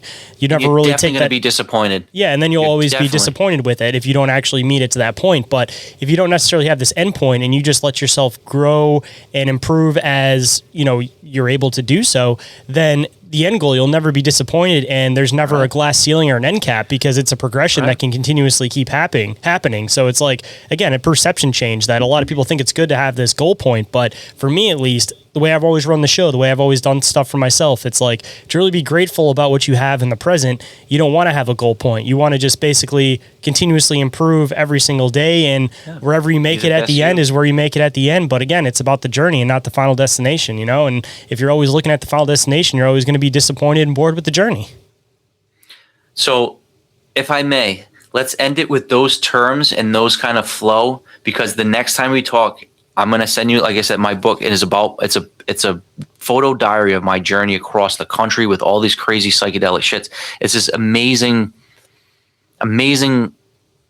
story of my journey of across the country with some crazy pictures. But I think it's a perfect representation of the chaos, the beauty, the up, the down. But to know that like everybody has to just write their own story, and it can be amazing if it's yours, like really just try to be the best you, not be the best or the second best somebody else. And that's this whole fucking thing, whether it's done by psychedelics or esoteric learning or darkness retreats or doing anything, is just really try to get a better understanding how you fit into society so you don't drive yourself nuts. And then once you stop driving yourself nuts, you realize, wow, it's actually great to be a human. Like, it's actually really cool to be comfortable in its own skin. Like, ice cream, coffee, and blowjobs are fucking great. Like, why do I want to not get those? Like, I don't want to, you know what I mean? Like, what the fuck? So, I mean, even people fantasizing about being rich and stuff like that, man. It's like the poor man's always ends up being the one who explores the mind and ends up becoming the philosopher, man. So it's like, you know, as much as a lot of people would trade to be rich, you know, like I enjoy where I'm at with my current state because it gives me the ability and it makes me the type of person who actually starts exploring consciousness in the mind itself. Because if you look at any of these ancient philosophers, none of them are rich men. They were all poor, and they did that on purpose. They could really understand and see the depravity of the soul itself. But now let me, and I agree, and I get all that, and yes, and yes, but that's not mutually exclusive. And this is where I think, like, it's your relationship to it. So like, alcohol is not the problem. Money isn't the problem. Success isn't the problem. It's your relationship to it. So like, I had a really bad relationship, a negative relationship with not only alcohol, but with money, success, and all those things. Where now, and I've kind of been preaching that very same thing. And believe me, I've had it all. Money will not buy you happiness. Extra material things, it's just extra clutter and shit. But there is something, and not something, there's truth where money can provide you freedom. It can allow you to express yourself. It can allow you to become more comfortable in your own skin. It can allow you to share the wealth. You know, so I'm not naive, and there is something to be like, yes, you need to kind of be humbled and kind of learn that aspect of it. And I know you're you know, several years younger than I am, but it's like I also know that, man, if like, what would I do if I had 50 grand right now, or if I had an extra 100 grand, where before I would spend that on a fancy countertop or a new car or whatever, trips on something stupid, where it's like, fuck, if I had 100 grand right now, there's 10 close friends right off the bat I know could help. There's people I could send on scholarships to do whatever. Like you were just saying how, fuck, like I would love to go to this darkness retreat. If I had an extra 100 grand, I'd be like, man, I know what that costs. Shayn, I'm going to hook you up, brother. Because then that would help my other friend out. It's like, that's where I cannot wait to have some of the financial security that I had before. Now, do I need to make the 200 grand a year and bust my balls? And no. But do I need to make 30 grand a year and live like a fucking pauper? No. You know, and there is that middle ground where I know I want that money back again to do the right things. And that's where it is comfortable in your own skin, where I have no fear of me ever having to take a drink again, or that alcohol will come back in my life.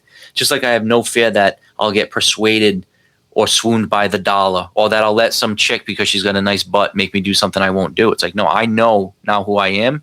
And I know if I have more money again in the future, that it's going to be held well. So I just, you know, there is something to that where it's part of the journey, right, though, because you have to understand it. Like we were saying earlier, that it's like, if you didn't have the money and get knocked down from it, then you wouldn't have been able to appreciate it now to say, this is what I would do with it. It's part of that journey where it's like, you have to go through this shitty patch to really understand and appreciate things. And I think that's where the vice versa comes in, man. It's like, if you didn't have the money, then you wouldn't have the mindset of, this is what I would do with it now. Because I feel like if you were always poor and you had money, the first thing you'd think of is, you know, I'm going to take care of myself. I'm going to pay all these bills first. But because you have that different mindset, your first mindset is, I'm going to take care of my friends first. And that's something that you would have only gotten if you've been through that journey before. So it's like, you know, being the rich person that you were originally, you know, was a very important role in your journey to make you who you are now, because you wouldn't have had that same response. I can guarantee you now that, again, the first thing you would have said is you would have taken care of yourself first if you have always been poor. And even saying like how there's so much value to go into the shadow of your psyche and to do that inner shadow work and to name your demons. And so kind of like the same topic, you cannot have a regrowth, or you cannot have you really can't do any of this self-knowledge and self-love unless you go and dwell in that dark and that shadow and go in some of the funk. And to your point, you really can't appreciate, like, what the fuck? Me just saying I've been through now 4 heartbreaks and relationships that suck. Like, they do. But now, like, my capacity to love, or like my next relationship, like, I know how valuable those things are. But, you know, like, I guess the point isn't, once you're in your shadow and you're dwelling with your demons and your devils, the point isn't, hey, sit there and hang out, and now you're a whatever, a fucking, you know, hanging out with the in hell the whole time. It's get there, learn your lessons, and come out. So it's like, come get the humility. Like right now, I got the humility of being a 45-year-old guy living in my parents' basement. I got the humility of not being able to afford groceries. I've got the humility of asking for my friends, like, hey, can I borrow some money? And I needed that. And honestly, I'm telling you, I needed that cockiness and that arrogance smacked off my face. And now that I had that, now it's like, I can't wait for the next step where it's like, fuck, man, if I could make half of what I used to make, how much impact I'll have on this world and my community. And that's the exciting part of it. But it's not dwell in the funk, you know? So I just want to say, like, you know, don't think you're being wholesome to yourself by staying poor. Learn the lessons and move on and help people. Then let the next generation learn it. Yeah, build yourself to be better. Like, it's I want to travel around the world. Like, let's go to fucking Egypt and sing in the freaking pyramids together. You know right? Like, but that'll take 10 grand. But if me and you had 10 grand, like I would book that with you right now in a heartbeat. And if the only thing stopping us is 10 grand, then let's get that 10 grand so we can say, hey, yeah, next year, let's actually do this. You know? Dude, it's like a prime example. I always like to throw this in the show because I find this fascinating.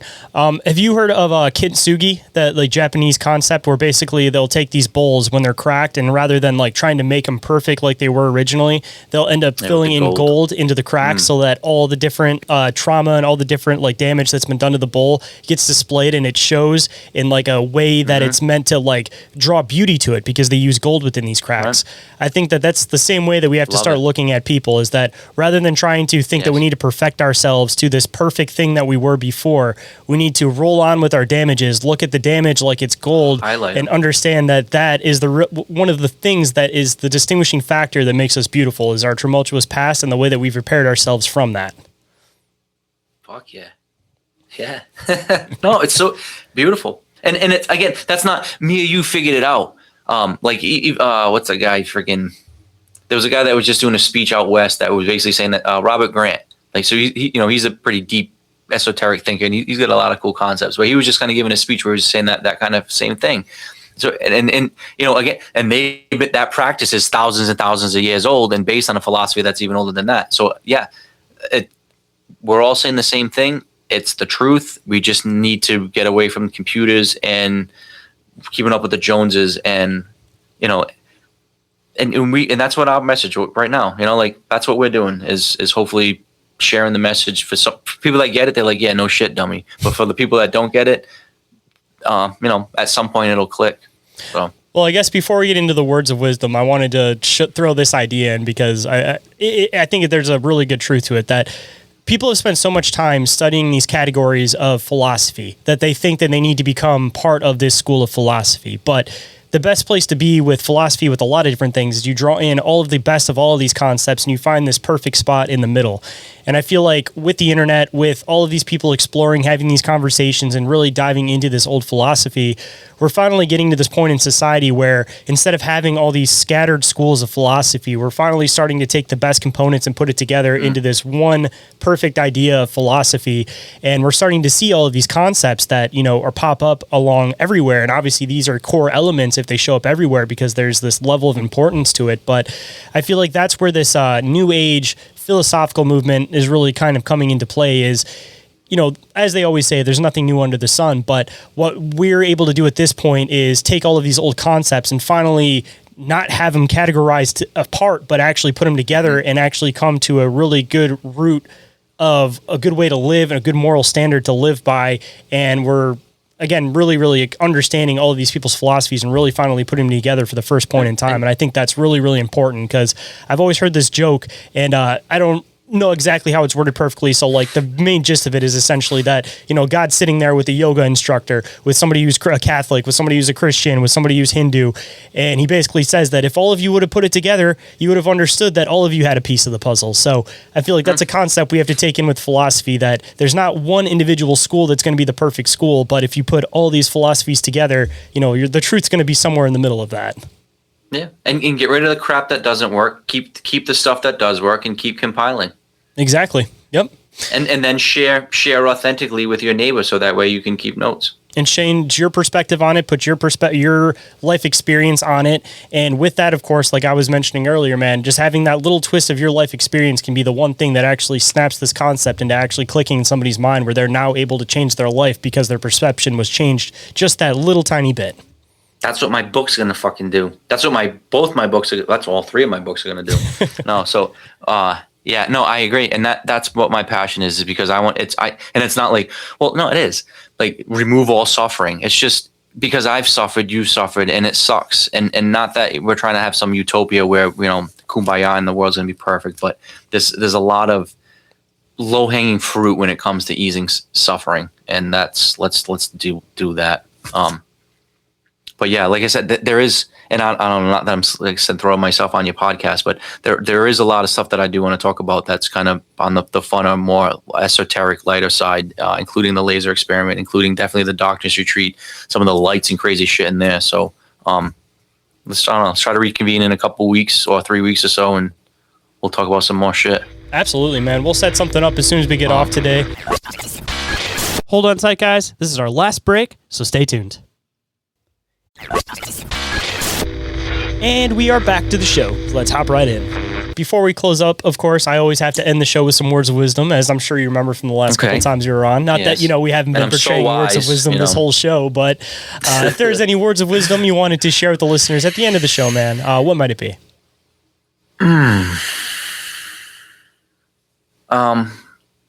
You're never alone.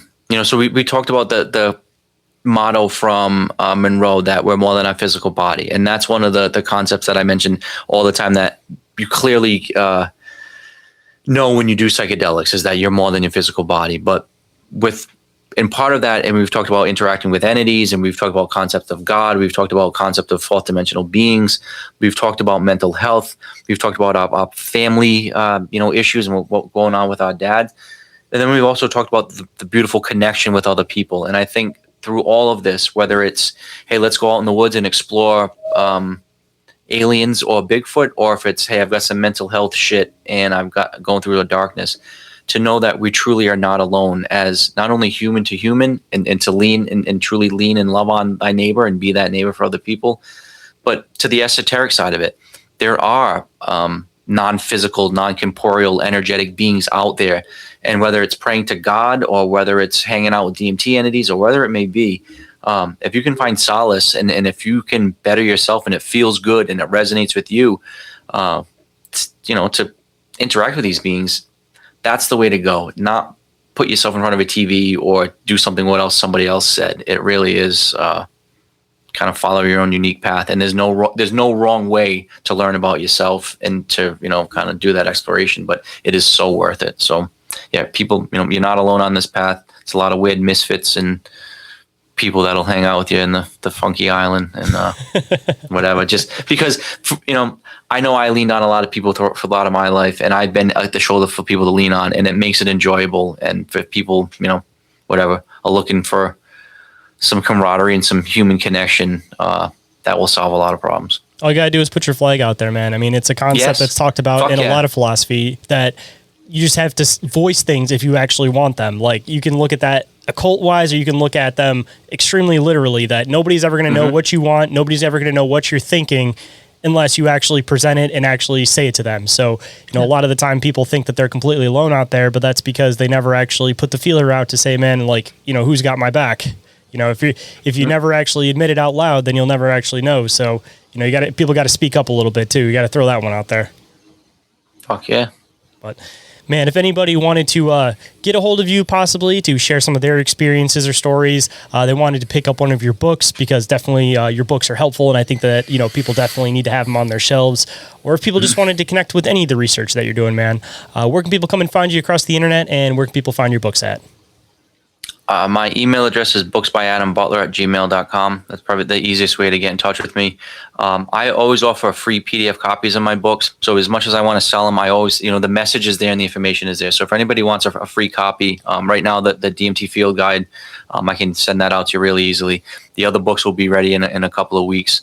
But they're available where books are sold: Amazon, Barnes & Noble, Walmart.com. They're indie bookstores and shit like that.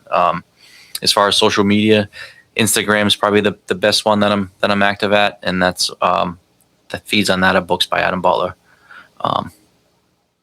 or Butler's DMT Field Guide, one or the other. But I'm there, I'm accessible, and on a real serious, and then they kind of back to my area of passion. I love talking about DMT. I love talking about the laser experience. I love talking about sex and psychedelics. I love talking about all of that shit. The last few months, it's been really honed in that the most important message that I have is the mental health and the suicide ideation and kind of helping people walk through some shit. So, I offer that email address too. If anybody wants to talk, needs to talk, if people need help with anything, not only myself, but my inner circle of friends, and as well as our resources are available. And I'm always there to answer the phone if somebody needs somebody. If they're really going through that dark of a place, again, you're not alone. I'm personally here for you, and I will respond. Well, man, as usual, I really, really appreciate you making the time to come on. I always really, really enjoy our conversations on a personal level, and of course, just for the show, because we end up talking about some really interesting concepts that I think will definitely help a lot of people, man. But I can't say it enough, man. I appreciate you coming on. I'm really looking forward to having you on sooner rather than later. And I've said it a few times, but we got to make sure that we actually do this collaboration, man, because I want to have you on the show a lot more often. Yeah. And Michigan, by the way. Michigan. All right. Well, because I'm driving across the country like whatever, fucking 3 or 4 times already in the next few months. So maybe I'll have to go a little north and whatever. Good news is I'm in southern Michigan, so you wouldn't have to detour too far into Michigan, because I'm in Detroit area, so I'm only about an hour north of the border. So, well, that's not too bad. Yeah, because I cut through Chicago typically, quite a bit, so that's not that bad. Yeah, we'll have to figure it out after the show, man. Figure out if you're gonna be popping by and we can meet up. That'd be awesome, man. I really enjoy that. Fuck yeah! All right, man. Big thank you to everyone for catching this week's episodes. Just a reminder, this show wouldn't be possible without listeners like you. Podcasts are a labor of love, and I want to be able to keep this show going for as long as possible. So if you guys are interested in supporting the show and all the hard work behind it, some of the best ways that you guys can do that is through leaving a review or rating anywhere you guys happen to listen to podcasts. And once I find it, I will of course read it on the show and give you guys a big shout out. And you guys can also share the show through word of mouth, one of the best ways to help podcasts like this grow, probably one of the only ways that podcasts like this grow. So share it with anybody that you think might be interested in anything that we talk about on the show. And if you guys are in a position to support the show and find value in what I do, please consider donating the show directly. That is absolutely the best way that you guys can support the show. Anything that you guys want, from $1 to whatever, anything is always greatly appreciated. And you guys can do that through Cash App, Venmo, or PayPal. And if you guys are interested in checking out the Patreon, it is now just one tier over there, $2.50 a month with full access to everything. And if you guys want to see what it's all about, there's a 7-day free trial. If you guys like it, hopefully you guys stick around. And the last way you guys can support the show like that is by going and checking out the Bizarre Reality Media merch store. Over there, t-shirts are just $15.68 plus shipping, so not too bad. Equals out to about $20, about average for a t-shirt, and you guys can support the little guy in the process. And if you guys want to keep up to date with the show, you guys can also go and follow the show on Instagram and Facebook, and you guys can catch live shows and video content on the Bizarre Reality Media, TikTok, YouTube, and Rumble channels. And if you guys need another podcast to get you guys through your work week, please consider checking out my other show, if you haven't already, Bizarre Encounters with Shayn Orin, talking about a lot of the same stuff we do on this show, but in a different format. We do have some guests over there, but a lot of it is our research, our deep dives, and our conversations back and forth. But if you guys missed any of that, every single thing that I mentioned is all available in the link tree, which is available down in the show description. And with that, hope you guys enjoyed the conversation. Hope today's show has connected some dots in your own reality, and I'll catch you guys on the next one. Have a good night, everybody. Reality isn't what it seems. Abductees taking aboard a craft with a tractor beam. Is life a simulation or an astral dream? Aliens travel through black holes in different galaxies. Life is a bizarre odyssey, with the mic talking about philosophy. Well, Bigfoot is stalking campers as a Wendigo walks through the woods of sharpened antlers, using a Ouija board to talk to the dead like a necromancer. There's so many questions and not enough answers. So if you're interested in mysteries and abnormalities, tune in and listen to Inquiries of Our Reality. So if you're interested in mysteries and abnormalities, tune in